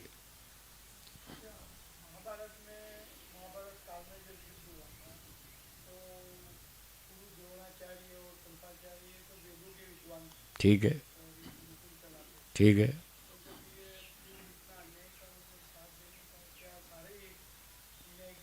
हाँ, सारे अन्याय के पक्ष में हो गए, जबकि वो वेदों के विद्वान थे। तो ये कैसे हो गए? यही है ना शंका। अब मैं इसके उत्तर में अपना एक काउंटर क्वेश्चन प्रस्तुत कर रहा हूँ। रावण ने घोटाला किया या नहीं किया? रावण वेदों का विद्वान नहीं था, फिर कैसे किया उसने? रावण भी तो वेदों का विद्वान था ना, अब फिर भी उसने की गड़बड़। तो इसका अर्थ ये हुआ कि सिर्फ किताब पढ़ने से व्यक्ति का सुधार नहीं होता। क्या बोला? दोहराइए। आज जितने भी ये बड़े बड़े आतंकवादी मिल रहे हैं, ये सब पढ़े लिखे लोग हैं, अनपढ़ नहीं है। कोई बीटेक है, कोई एमटेक है, अच्छे अच्छे क्वालिफाइड लोग हैं जो आतंकवाद फैला रहे हैं। ये भी तो पढ़े लिखे हैं और फिर उस विद्या का दुरुपयोग कर रहे हैं। तो जैसे आज भी पढ़ा लिखा व्यक्ति झूठ बोलता है, छलकपट करता है, अन्याय करता है, शोषण करता है और पाप करता है, बुरे काम करता है, ऐसे पुराने ज़माने में भी करते थे। किताब पढ़ने से कोई धार्मिक हो जाएगा, इस बात की कोई गारंटी नहीं है। वो तो पूर्व जन्म का संस्कारी होना चाहिए। क्या बोला? एक कारण। दूसरा, माता उसकी बुद्धिमती होनी चाहिए, संस्कारी धार्मिक ही होनी चाहिए। दूसरा कारण माता हो गया। तीसरा कारण पिता हो गया, पिता भी धार्मिक विद्वान होना चाहिए। चौथा कारण उसका गुरुजी भी, आचार्य भी अच्छा धार्मिक विद्वान होना चाहिए, वेदानुकूल चलने वाला। और पांचवा कारण, वो खुद भी पुरुषार्थी हो धार्मिक बनने में, वो व्यक्ति धार्मिक बनता है। ये 5 मुख्य कारण, और 6-7 और भी कारण हैं, और भी सपोर्टिंग और भी रीजंस हैं जो इसके सहयोगी कारण हैं। किसी व्यक्ति को अच्छा बनाने में या बिगाड़ने में टोटल 12 कारण हैं। कितने? 12 में से 5 तो बता दिए। इन 5 को दोहराइए। पहला क्या था? पूर्व जन्म के संस्कार। दूसरा, माता का प्रशिक्षण, उसके संस्कार। तीसरा, पिता का प्रशिक्षण। चौथा, आचार्य का प्रशिक्षण, गुरुजन। और पांचवा, उसकी अपनी मेहनत। 5 तो ये हो गए। छठा, उसके क्लास फेलो, फ्रेंड सर्कल, जो उसका मित्र मंडल है, वो भी उसको सुधारता है या बिगाड़ता है। अगर दोस्त अच्छे हैं तो व्यक्ति अच्छा बनेगा, दोस्त खराब हैं तो व्यक्ति बिगड़ेगा। ये आप आज देख भी सकते हैं। जितने बच्चे स्कूल कॉलेज जाते हैं उनके दोस्तों को देखो, वो सारे बिगाड़ते हैं। अधिकतर बिगाड़ने वाले हैं, सुधारने वाला कोई कोई होता है। बिगाड़ने वाले अधिक हैं, इसलिए लोग बिगड़ रहे हैं। तो ये छठा कारण हुआ, उसका फ्रेंड सर्कल, मित्रमंडल। 7वां कारण, उसका सिलेबस, वो किताब क्या पढ़ता है। आज स्कूल कॉलेज में विद्यार्थियों को कोई भी धर्म शिक्षा नहीं पढ़ाई जा रही। स्कूल कॉलेज में सिलेबस में कुछ नहीं है।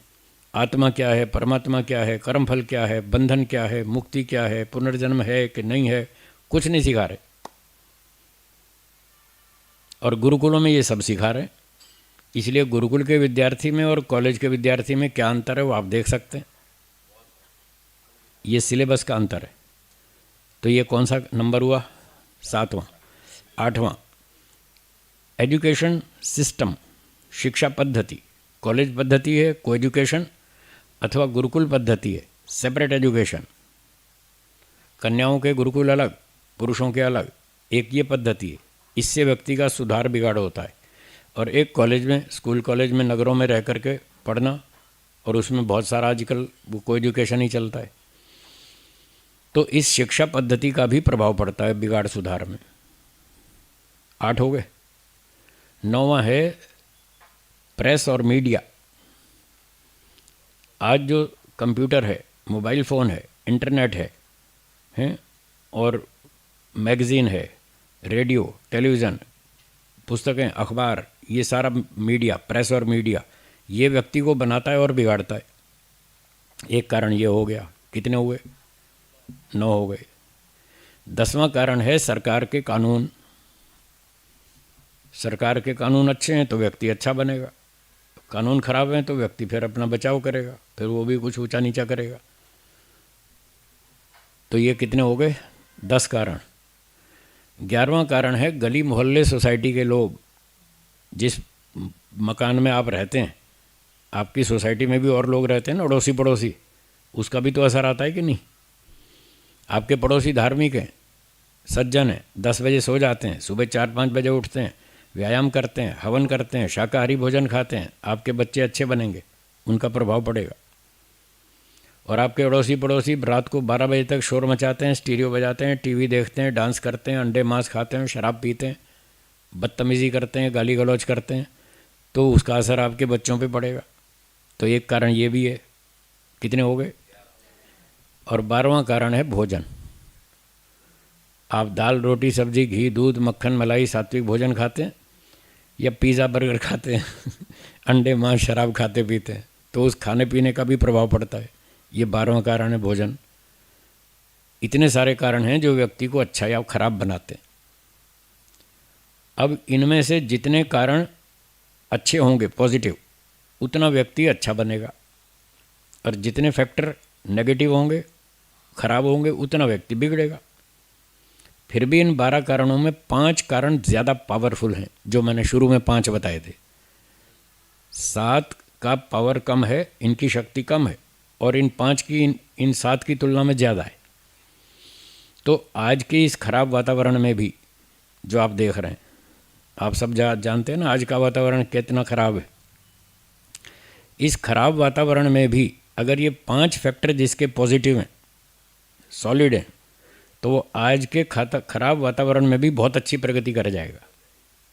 उसके पूर्व जन्म के संस्कार अच्छे हैं, उसके माता पिता भी अच्छे हैं, उसके गुरुजन भी अच्छे हैं, और वो खुद भी मेहनत करता है। 5 फैक्टर जिसके सॉलिड हैं वो आज भी उन्नति कर जाएगा।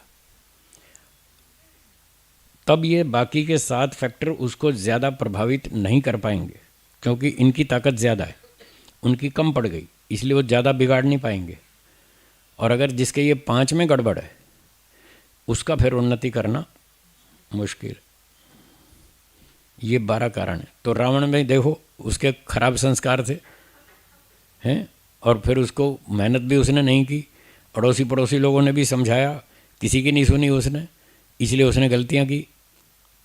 और यही बात जो आपने पूछी, द्रोणाचार्य आदि जो महाभारत वाले लोग थे, इन्होंने भी यही फैक्टर लागू होंगे।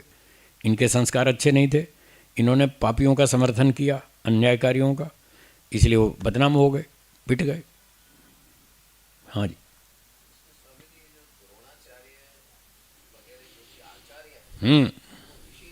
ना, ऋषि लोग ऐसे युद्ध नहीं लड़ते। पहली बात, ऋषि लोग युद्ध नहीं लड़ते, वो ब्राह्मण होते हैं, वो क्षत्रिय नहीं होते। ये तो सारे युद्ध वाले क्षत्रिय थे। सवाल ही नहीं है, सवाल ही नहीं है। उनमें से कोई भी ऋषि नहीं था जो युद्ध लड़ने आया था। हाँ, व्यास जी ऋषि थे, वो युद्ध लड़ने नहीं आए देख लो, व्यास जी ऋषि थे, जैमिनी जी ऋषि थे। महाभारत काल में 2 ऋषि थे, 2 में से कोई भी युद्ध लड़ने नहीं आया है। विदुर जी भी नहीं आए, वो भी ब्राह्मण थे, वो भी युद्ध लड़ने नहीं आए। तो जो ब्राह्मण होता है उसका काम तलवार उठाना नहीं है। लोगों को समझ नहीं आती, विचार नहीं करते, शास्त्र को नहीं देखते, कानून नहीं देखते। ब्राह्मण का काम तलवार उठाना नहीं है, उसका काम ज़बान चलाना है।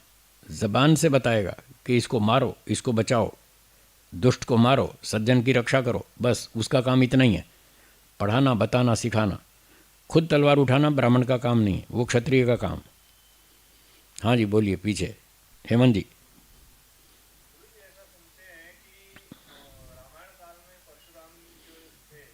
फरसा वाले थे। हाँ, जो फरसा उठाता है वो क्षत्रिय नहीं थे, ऋषि नहीं थे। कसौटी बता दी आपको, ऋषि ब्राह्मण होता है, ब्राह्मण हथियार नहीं उठाता है। जो हथियार उठाता है वो ब्राह्मण नहीं है, जो ब्राह्मण नहीं है वो ऋषि हो ही नहीं सकता। कसौटी है ना, कसौटी से ही तो पता चलता है ना। आपके पास बैग है, उस बैग में कितना भार है वो तो मशीन बताएगी ना, भार तोलने वाली मशीन बताएगी, मेरे कहने से थोड़ी होगा। ना आपके कहने से होगा, मैं कहूँगा इसमें 12 किलो है, आप कहेंगे 7 किलो है, ना मेरी बात चलेगी ना आपकी चलेगी, मशीन बताएगी कितना भार है। तो मशीन बता रही है ब्राह्मण जो होता है वो तलवार नहीं उठाता, वो युद्ध के मैदान में लड़ने के लिए नहीं जाता, युद्ध का संचालन भी नहीं करता, जैसे श्री कृष्ण जी ने युद्ध का संचालन किया, सारथी बनकर जैसे युद्ध का संचालन किया और उसको तरह तरह की तत्काल सलाह दी, अब इसको ठोक, इसको ठोक, अच्छा तू युधिष्ठिर को बोला तुम ऐसे झूठ बोल दो, ऐसे चालाकी कर लो, ऐसे कर लो, वैसे कर लो, ऐसा सीधा संचालन नहीं करता। जो इस तरह का काम करता है वो क्षत्रिय है। ठीक है, हो गया समाधान। हाँ, और बोलिए।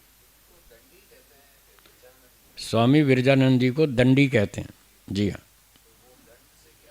वो डंडा रखते थे। सन्यासी जो है उसको दंड रखने का विधान है, प्रत्येक सन्यासी को शास्त्र में विधान है कि वो डंडा रखे। हाँ, उसके दो कारण हैं।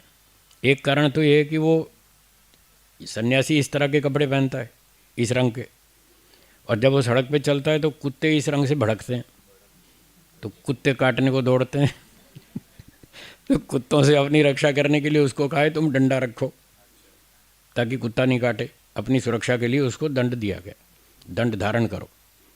तो जो दंड धारण करता है उसको दंडी। हाँ, जिसके पास दंड है वो दंडी। ये व्याकरण शास्त्र के अनुसार दंड को धारण करने वाला दंडी। तो एक तो इस कारण से उसको डंडा रखने का अधिकार है और विधान है कि कुत्तों से अपनी रक्षा करो, गीदड़ आ जाए, कुत्ता आ जाए, कोई और प्राणी आ जाए हमला करे तो अपनी रक्षा करो। कभी उनको जंगल में भी जाना पड़ता है सन्यासियों को, नगर में तो प्रचार करते ही हैं, कभी कभी जंगलों में आश्रमों में भी जाना पड़ता है। तो जंगलों में आश्रमों में भी कोई गीदड़, सियार, कोई और इस तरह के जानवर मिल सकते हैं, तो अपनी रक्षा के लिए डंडा रखें। और दूसरा वो दंड इसलिए उसको प्रतीक है, ये दंड सन्यासी के पास जो डंडा है ना, वो इस बात का प्रतीक है कि तुम गड़बड़ करोगे तो ठोकूंगा, मतलब लाठी नहीं मारूंगा, पर मैं तुमसे बड़ा पात्र हूँ, तुमसे अधिक विद्वान हूँ, तुमसे अधिक जानकार हूँ, मेरे पास दंड देने का अधिकार है। अगर तुम गलती करोगे तो तुम्हें डांट दूंगा। सन्यासी को राजा तक को डांटने का अधिकार है, राजा तक को भी डांट सकता है। महर्षि दयानंद जी ने उस राजा को डांटा था, जोधपुर वाले को, उनका अधिकार था, क्योंकि उससे बड़ा विद्वान कोई नहीं होता धरती पे। सन्यासी से बड़ा विद्वान कोई नहीं होता, उस सन्यासी से जिसने वेद पढ़ रखे हैं। आजकल की बात नहीं कर रहा, ये कोई सन्यासी नहीं, आजकल वाले ऐसे कपड़े पहन के घूम रहे हैं लाखों की संख्या में, ये तो भिखारी हैं, मूर्ख हैं, अनपढ़ हैं, भिखारी हैं, अपराधी हैं। इनमें बहुत सारे तो अपराधी हैं, मैं इनकी बात नहीं कर रहा, वेद की बात कर रहा हूँ। वैदिक सिस्टम के अनुसार जिसकी विद्या सबसे अधिक हो, जिसको विद्या के कारण वो ब्राह्मण बन गया, फिर ब्राह्मण बनकर उसको वैराग्य हो गया, फिर वैराग्य होने के बाद वो सन्यास लेता है, तो उसकी योग्यता बाकी सब ब्राह्मणों से भी ऊंची है और क्षत्रियों से भी, वैश्यों से भी, सबसे ऊंची है। उसका देश में पहला नंबर है सन्यासी का, वो राजा से भी बड़ा होता है, राजा को भी डांट सकता है, उसको बता सकता है तुम गलती कर रहे हो, ये कानून ठीक नहीं है, इसको बदलो। जब महर्षि वशिष्ठ मुनि जी राजा दशरथ जी के दरबार में आते थे, तो आपने महाभारत सीरियल में देखा होगा, रामायण में देखा होगा कि वहाँ राजा दशरथ जी भी खड़े हो जाते थे अपनी सीट से और उनका सम्मान करते थे, उनको बिठाते थे, उनके आदेश का पालन करते थे। कभी कभी उनको समस्या आती थी, भाई ये प्रजा संभल नहीं रही है, ये उल्टा सीधा हो रहा है, क्या करें, समझ नहीं आ रहा। तो फिर वो ऋषियों के पास जाते थे, ब्राह्मणों के पास जाते थे और अपने मंत्रिमंडल में ऐसे ऐसे बुद्धिमान लोग रखते थे, उनकी सलाह लेते थे कि क्या करें, देश में गड़बड़ हो रही है, इसको कैसे ठीक किया जाए। तो इसलिए वेदों के अनुसार जो सबसे बड़ा ऊंचा पद है वो सन्यासी का है, वेदों को जानने वाले सन्यासी का ऊंचा पद है, तो उसके पास दंडाधिकार है। इस बात का प्रतीक है, उसको दंडा दिया गया है कि तुम डंडा रखो, तो ताकि सबको पता चले कि गड़बड़ करोगे तो ये ठोक देगा। तो ये कारण है, इसलिए स्वामी विरजानंद जी को दंडी कहते थे। वो सन्यासी थे और डंडा रखते थे। मन्यु का प्रयोग करेंगे। हाँ, क्रोध नहीं करेंगे, मन्यु का प्रयोग करेंगे, मन्यु का ही प्रयोग करेंगे। महर्षि दयानंद जी ने जोधपुर के राजा को जो डांट लगाई थी वो मन्यु का ही प्रयोग था।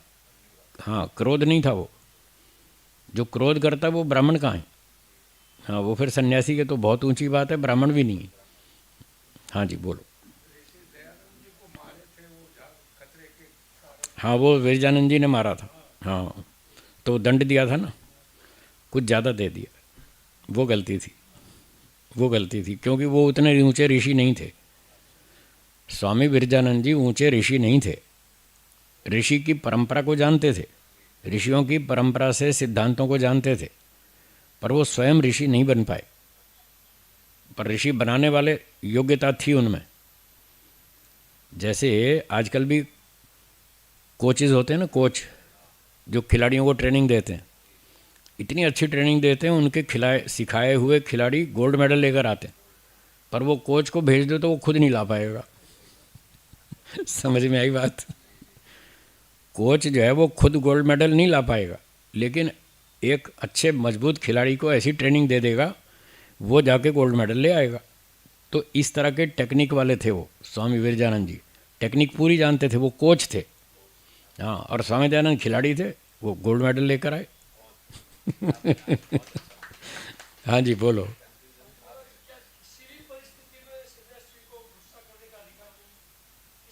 किसी भी परिस्थिति में क्रोध नहीं कर सकता, मन्यु कर सकता है। मन्यु का मतलब न्यायपूर्वक डांट लगाना, न्यायपूर्वक दंड देना, ये अधिकार है उसको। राजा को भी बता सकता है कि तुम गलत कर रहे हो, ये ठीक करो, ऐसा नहीं है। और राजा को उसकी बात माननी पड़ेगी। सन्यासी की बात राजा को माननी पड़ेगी, ये वेद का कानून है। नहीं तो अराजकता फैल जाएगी, अनुशासन खत्म, न्याय कानून व्यवस्था फेल हो जाएगी, खत्म हो जाएगी। एक जगह कहीं लिखा है कि ये धरती ब्राह्मण की है, इस धरती को भोगने का अधिकार ब्राह्मण के पास है, क्योंकि वो जानता है किस वस्तु का क्या गुणकर्म स्वभाव है, उससे कैसे लाभ उठाया जा सकता है। इस बात को जितना ब्राह्मण जानता है उतना कोई भी नहीं जानता। इसलिए वो कानून बताता है कि ये चीज़ ऐसे करो, ये चीज़ ऐसे करो, ये कानून ऐसे बनाओ, ये कानून ऐसे बनाओ। उसको सबसे अधिक नॉलेज है, इसलिए ब्राह्मण का स्थान ऊंचा है। जन्म से ब्राह्मण का नहीं, जो गुणकर्म योग्यता से ब्राह्मण हो, वेदों का विद्वान हो, उसकी बात कर रहा हूँ। वेदों का सिद्धांत ये है, वो जानता है कि इस धरती का भोग कैसे करना है, सुख लेने के लिए नहीं करना, जीवन रक्षा के लिए करना है, ये ब्राह्मण जानता है। और वही सिखाता है कि ऐसे जियो, ऐसे मत जियो, ये गलत है, ये सही है।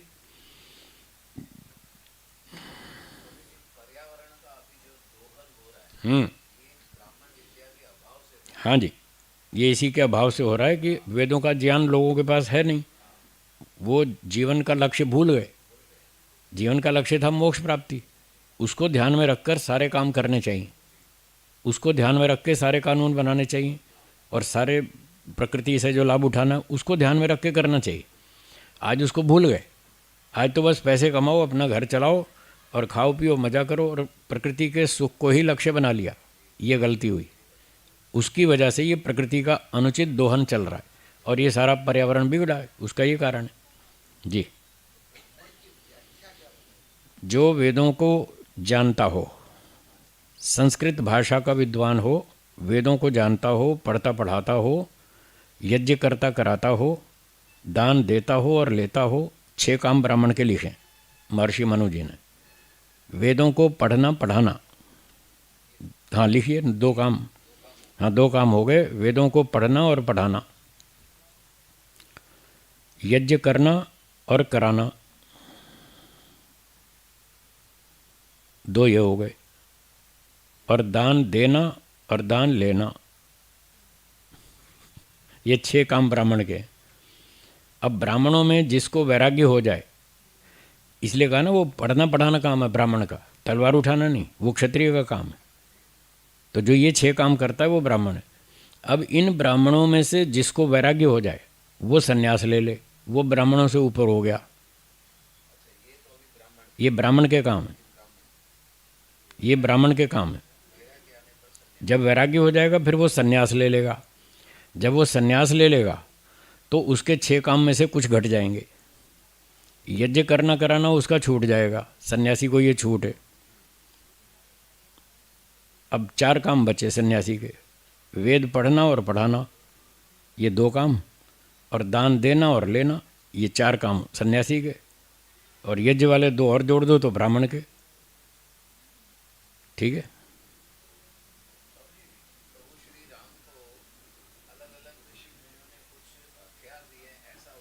हाँ, वो क्षत्रिय लोग थे जिन्होंने हथियार दिए थे। वो ऋषि नहीं थे, वो ऋषि लोग हथियार नहीं चलाते।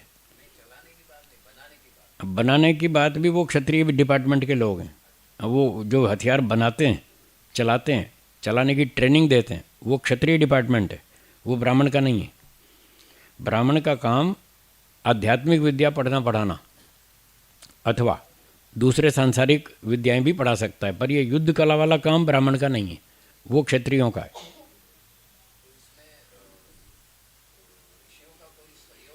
सहयोग सिर्फ इतना है कि वो बता देंगे, कानून बता देंगे कि हथियार बनाओ, बस बनाओ, अब कैसे बनाना तुम जानो। उनका केवल इंस्ट्रक्शन होती है, हथियार बनाओ, सेना बनाओ, मजबूत बनाओ, दुश्मन हमला करे उसके धुर्रे उड़ाओ, बस इतना कह देंगे। दुष्ट को दंड दो, सज्जनों की रक्षा करो, ब्राह्मण इतना कह देगा। आगे क्या करना, कैसे करना, वो फिर क्षत्रिय करे, आगे उसका काम। बोलिए।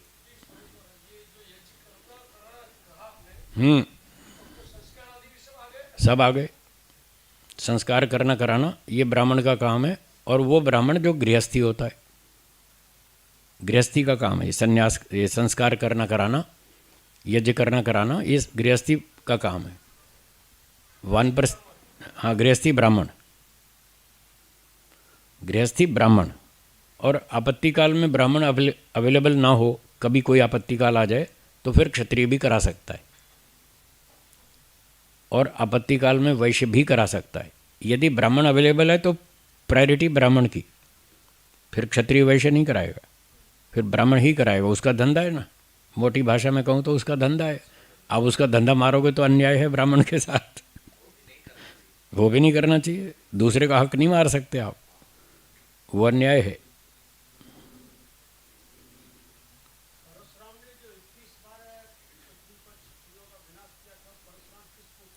क्षत्रिय में हथियार चलाना, अन्याय को कुचलना, ये क्षत्रिय का काम है। अविद्या का नाश करना ये ब्राह्मण का काम है। अन्याय का नाश करना ये क्षत्रिय का काम है, और अभाव का नाश करना ये वैश्य का काम है।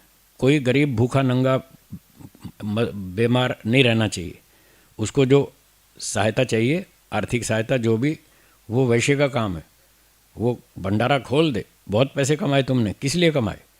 उन गरीबों के लिए जो बेचारे रोटी नहीं खा पा रहे, जिनके पास दवाई के पैसे नहीं हैं। तुम्हारा पैसा किस काम आएगा? उनको दो। तो वो अभाव को दूर करता है वैश्य, अन्याय को दूर करता है क्षत्रिय, और अविद्या को दूर करता है ब्राह्मण। ये तीनों का भेद है, तीनों का अंतर है।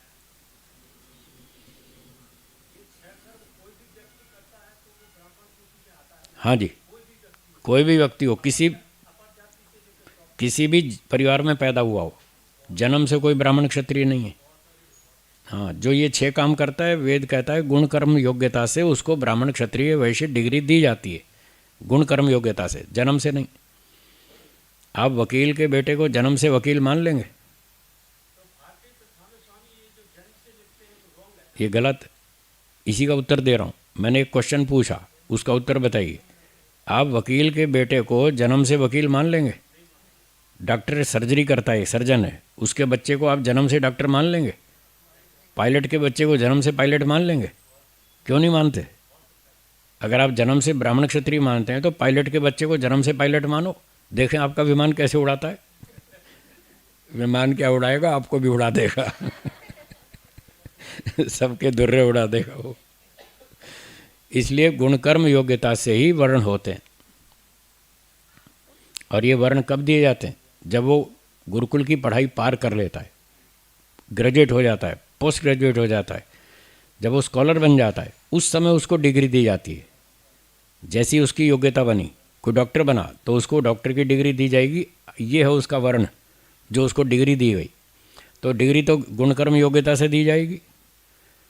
आप वकील को डॉक्टर की डिग्री थोड़ी देंगे, और डॉक्टर जो डॉक्टरी पढ़कर आया उसको वकील की डिग्री थोड़ी देंगे। जिस योग्यता को वो जानता है, जो योग्यता उसने प्राप्त की है, वही डिग्री उसको दी जाएगी। तो पढ़ने पढ़ाने वाली योग्यता है तो ब्राह्मण की डिग्री देंगे, और युद्ध कला की योग्यता है तो क्षत्रिय वाली देंगे, और व्यापार करने की अक्ल उसमें अच्छी है तो उसको वैश्य की डिग्री देंगे, और जिसमें ये कुछ भी नहीं है तो भाई तुम सेवा करो, चलो लेबर क्लास, उसको शूद्र कहेंगे, सेवक। इस तरह से वेदों का सिद्धांत। ठीक है जी, और कोई प्रश्न? हाँ बोलिए।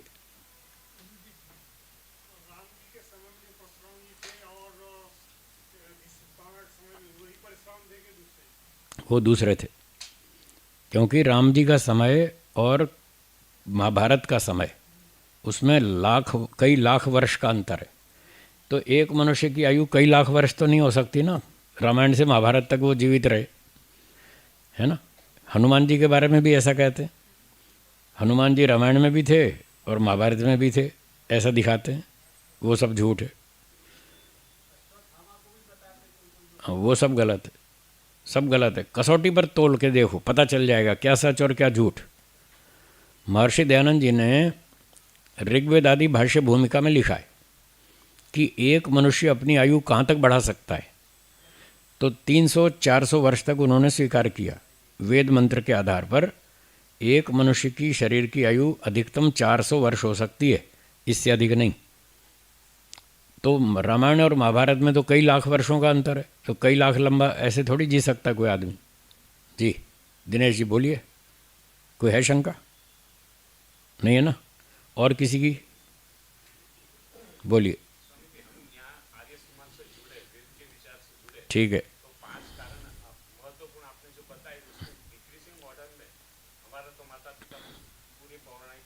ठीक है।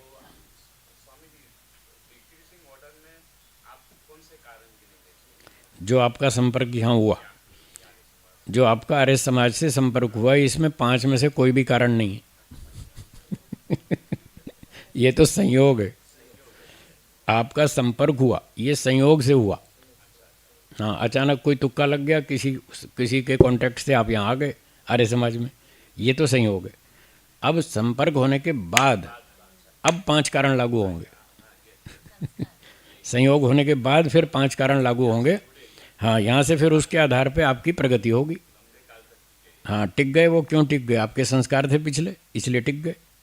फिर आपने मेहनत की, ये 2 कारण हो गए मुख्य। अब 5 में भी फिल्टर करें तो 2 सबसे बड़े कारण हैं। सबसे बड़े ये 2 कारण हैं, एक तो अपने पिछले संस्कार और एक वर्तमान की मेहनत। ये 12 में से 2 सबसे बड़े कारण हैं, और ये दोनों आपकी जिम्मेदारी, आपके ही कारण है। पूर्व जन्म के संस्कार भी आपने बनाए और वर्तमान में मेहनत भी आप कर रहे हैं। इसलिए व्यक्ति के बनने या बिगड़ने का सबसे बड़ा जिम्मेदार वो खुद है। बाकी तो सब बहानेबाजी है कि साहब माहौल ऐसा है जी, कोई गुरु नहीं मिलता है, कोई पुस्तक नहीं मिलती है, कोई फलाना नहीं मिलता है, ये सब बहानेबाजी। स्वामी दयानंद जी को कहाँ गुरु मिला? वर्षों तक ढूंढा, वर्षों तक खोज की, घर बैठे थोड़ी मिल गया। तो कितने वर्षों तक उन्होंने खोज की, पुरुषार्थ किया तो मिल गया ना, तो कर गए प्रगति। पूर्व जन्म के संस्कार अच्छे थे, फिर माता पिता अच्छे मिले, वो भी ब्राह्मण परिवार के थे, और फिर गुरुजी अच्छे मिल गए, ढूंढ ढूंढ के एक बढ़िया गुरुजी मिल गए उनको। तो उनको माता पिता अच्छे मिले, गुरु अच्छे मिले, उनके अपने पूर्व संस्कार बहुत अच्छे थे और खूब मेहनत की। 5 कारण उनके पक्ष में हैं, इसलिए वो पहुंच गए ऊपर। हाँ, कुछ उल्टा पढ़ाया, लेकिन फिर भी बहुत लोगों से अच्छे थे। हाँ, वैश्य परिवार के नहीं थे, क्षत्रिय परिवार के नहीं थे। अगर वैश्य परिवार में होते तो और ज़्यादा मेहनत करनी पड़ती। कुछ गलतियाँ तो थी, पर बहुत सारे प्लस पॉइंट भी थे। तो जितना कर्म था उस हिसाब से फल मिला। हाँ, वेद पढ़ा है ना, वो ब्राह्मण थे ना, इसीलिए तो पढ़ा उन्होंने। यजुर्वेद पूरा याद कर लिया था उन्होंने, घर में रहते रहते। ऐसा हमने सुना है 14 वर्ष की आयु तक उन्होंने पूरा यजुर्वेद याद कर लिया था। हाँ, महर्षि दयानंद जी ने छोटी उम्र में।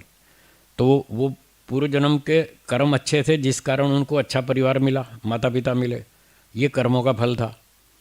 और संस्कार भी अच्छे थे, कर्म के साथ साथ संस्कार भी अच्छे थे, इस कारण से उनको वेदों में रुचि हुई और पढ़ते गए। जो माता पिता सिखाते गए वो सीखते गए और उस पर मेहनत करते गए। तो इन सारी बातों से पता चलता है उनके पूर्व संस्कार बहुत अच्छे थे, कर्म अच्छे होने के कारण अच्छे माता पिता मिले, ब्राह्मण कुल वाले, और फिर गुरु भी अच्छे मिले, मेहनत करके ढूंढ लिए उन्होंने, फिर खूब मेहनत की, खूब तपस्या की, तो उनका कल्याण हो गया। तो ऐसे ही हमको भी करना चाहिए। अपना अपना हिसाब देखें कि आपके 5 फैक्टर में से कितने फैक्टर अच्छे हैं, कितने पॉजिटिव हैं, वो ठीक है, आपकी संपत्ति है। और बाकी जो जो अब वर्तमान में संभव है उतना वर्तमान में पुरुषार्थ करें। अब वर्तमान में ढूंढो भाई, कोई आपको अच्छा गुरु मिले तो अच्छे गुरु की खोज करो, जैसे महर्षि दयानंद जी ने की, आप भी करें, कोई एक गुरु बना के चलें। हमारे गुरु जी कहते थे जब तक समाधि प्राप्त नहीं हो जाए तब तक आपको एक शरीरधारी गुरु की आवश्यकता है, वरना आप भटक जाएंगे। हाँ, अगर गुरु नहीं बनाया तो भटक जाएंगे। पौराणिकों में ये बहुत परंपरा है गुरु बनाने की, वो परंपरा ठीक है, वेदोक्त है, वेदों में लिखा है कि गुरु बनाओ, बिना गुरु के कल्याण नहीं होता। पर वहाँ दिक्कत क्या है, वहाँ वो गुरु तो बनाते हैं पर वहाँ गुरु ठीक नहीं मिलते, वहाँ गुरु अच्छे नहीं मिलते। आर्य समाज में गुरु अच्छे मिलते हैं, यहाँ कोई गुरु नहीं बनाता। यहाँ सारे ही गुरु बन जाते, थोड़ा सा सीख के वो खुद ही गुरु बन जाते। तो यहाँ ये गड़बड़ है, वहाँ वो गड़बड़ है, गड़बड़ दोनों जगह है। तो अपनी अपनी गड़बड़ ठीक करें। बोलिए।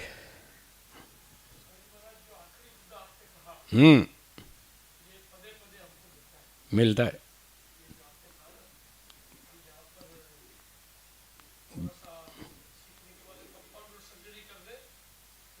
हाँ, बिगड़ जाता है ना। तो इसलिए पहले कंपाउंडर बन के सर्जरी मत करो, पहले डॉक्टर बनो। डॉक्टर बनो फिर सर्जरी शुरू करो, नहीं तो रोगी को मार देंगे।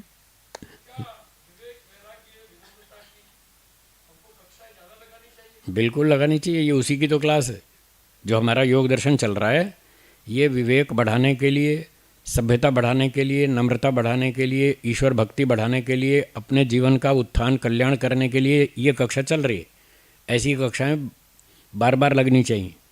तो इससे हमारे संस्कार अच्छे बनेंगे, विद्या बढ़ेगी, संस्कार अच्छे बनेंगे, थोड़ा हम पुरुषार्थ करेंगे तो हमारी उन्नति होगी। पहले अपनी उन्नति करनी है फिर दूसरों की। जो आदमी खुद ही डॉक्टर नहीं बना तो दूसरे की चिकित्सा क्या करेगा, मार देगा रोगियों को। इसलिए पहले अपनी योग्यता बनाइए। गुरुजी ने यही सिखाया था, स्वामी सत्यपति जी महाराज ने यही सिखाया था, पहले खुद अपनी योग्यता बनाओ फिर दूसरों को सिखाओ। और जो सीखना चाहे उसको सिखाओ, जो नहीं सीखना चाहे उसको नमस्ते कर लो, झगड़ा नहीं करना। झगड़ा नहीं करना। बोलिए, आखिरी सवाल। अंतर है। बुद्धि एक पुर्जे का नाम है। यहाँ पर जो पुर्जा है ना, जिससे हम डिसीजन लेते हैं, उसका नाम है बुद्धि।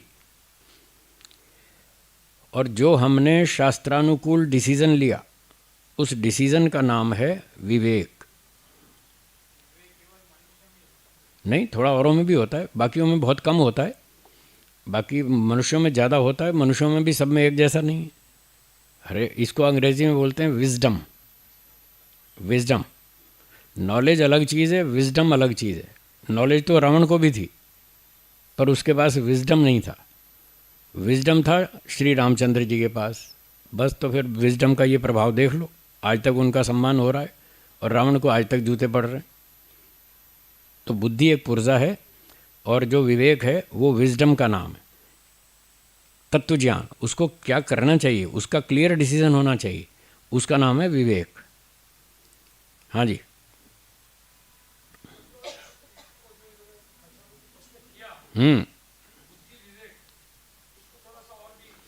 बुद्धि तो सबके पास है,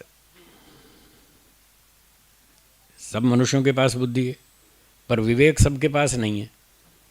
जो वेदानुकूल व्यवहार करता है उसके पास विवेक है।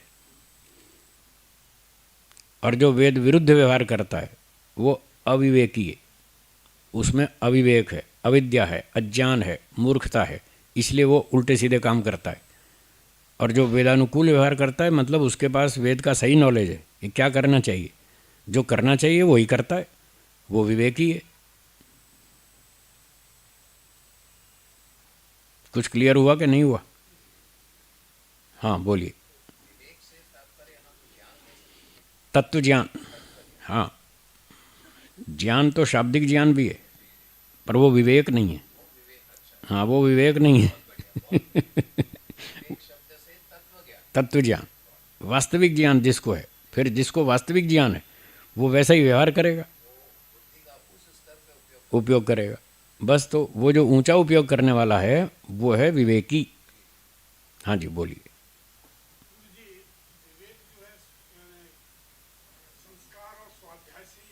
हाँ संस्कार से आएगा, स्वाध्याय से आएगा, अनुशासन से आएगा, सभ्यता से आएगा, बहुत सारे गुण चाहिए। और गुरु जी का, माता पिता का प्रशिक्षण भी चाहिए। उन सब के प्रशिक्षण से और अपने पुरुषार्थ से फिर धीरे धीरे विवेक का विकास होता है। और ये अष्टांग योग का पालन करने से विवेक ख्याति होती है, यही हम पढ़ रहे हैं। ये सारा अष्टांग योग करना होगा, इसी से विवेक बढ़ेगा। इसका उच्चतम स्तर है, हाँ हाईएस्ट लेवल है। इस विवेक का जो हाईएस्ट लेवल है उसका नाम है विवेक ख्याति। हाँ वो विवेक ख्याति इस अष्टांग योग से पैदा होती है, उसी के लिए ये क्लास चलाई जी।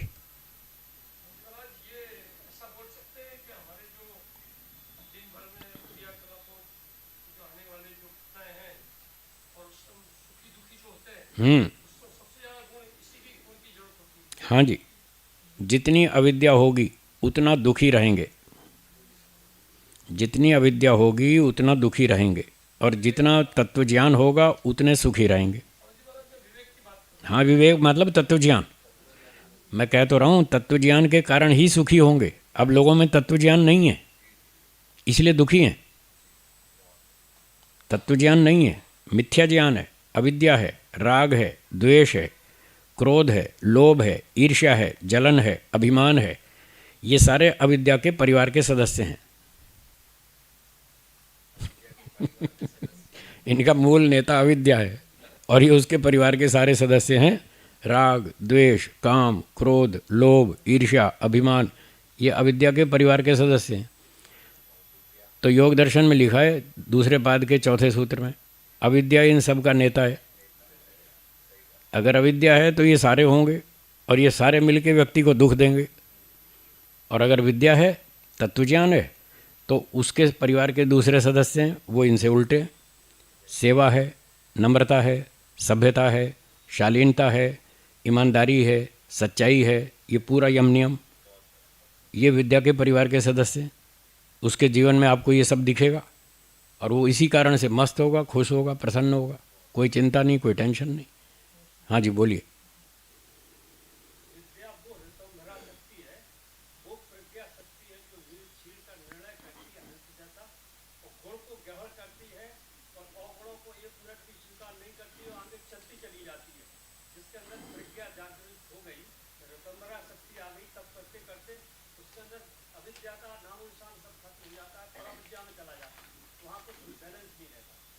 बिल्कुल ठीक, बहुत बढ़िया बताया आपने। हाँ जी बोलो।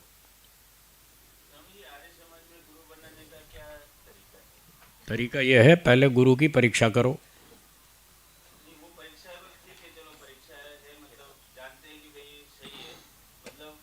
परीक्षा कर ली, गुरु सेलेक्ट कर लिया, अब आके गुरु जी को बोलो मैं आपको आज से गुरु स्वीकार करता हूँ। और फिर जब गुरु स्वीकार कर लिया तो फिर गुरु जी भी बताएंगे मैंने आपकी परीक्षा अभी की या नहीं की। चेले ने तो परीक्षा कर ली, उसने तो सेलेक्ट कर लिया, पर गुरु जी भी तो चेले की परीक्षा लेगा ना, वो भी परीक्षा करेंगे और वो बताएंगे कि मैंने अभी आपको चेला स्वीकार नहीं किया है, अभी मैं और परीक्षा करूँगा। फिर जब दोनों एक दूसरे की परीक्षा कर लेंगे, शिष्य को ये स्वीकार हो जाए कि ये गुरुजी ठीक है, ये हमें ठीक रास्ते पर ले जाएंगे, और गुरुजी भी परीक्षा कर लें कि ये चेला मेरा नाम नहीं डुबोएगा, ये ठीक काम करेगा, जो मैं कहूँगा उसका पालन करेगा। जब उसको इतना विश्वास हो जाए तब दोनों बैठकर गुरु शिष्य संबंध को स्थापित करें। तब विद्यार्थी कहेगा कि मैं आपको आज से गुरु स्वीकार करता हूँ, तो गुरु जी कहेंगे ठीक है, मैं आपको आज से शिष्य स्वीकार करता हूँ, अब आपको जो मैं कहूँगा वो मानना पड़ेगा। फिर किंतु परंतु ये कुछ नहीं चलेगा। हाँ, फिर बंध जाएगा संबंध में, गुरु शिष्य संबंध में जो बंध गया फिर वो किंतु परंतु कुछ नहीं करेगा, उसको पूरा समर्पण करना होगा और जो गुरु जी कहेंगे वो करना पड़ेगा। तब तो ठीक है, तब वो गुरु शिष्य संबंध ऐसे होता है। इसकी कुछ कुछ झलक पौराणिकों में दिखती है। वहाँ जो चेले किसी को गुरु बनाते हैं तो वो गुरु जी की बात को पत्थर की लकीर मान के चलते हैं, बहुत अधिक पालन करते हैं, चाहे वो ठीक हो चाहे गलत हो, जैसी भी हो, पर वो पालन करते हैं, उनकी श्रद्धा बहुत अच्छी दिखती है। तो ऐसी बनानी चाहिए, योग्यता बनाओ, परीक्षण करो, फिर गुरु शिष्य संबंध स्वीकार करो। समय समाप्त हो गया, इतना कहकर विराम देते हैं। बाकी चर्चा 30 अप्रैल को 30 मार्च को रात्रि कक्षा में हम आगे सत्र को बढ़ाएंगे। धन्यवाद। ओ आज के इस विशेष मार्गदर्शन के लिए एक बार तालियों की गड़गड़ाहट के साथ पूज्य स्वामी जी महाराज का बहुत बहुत कोटि कोटि धन्यवाद है।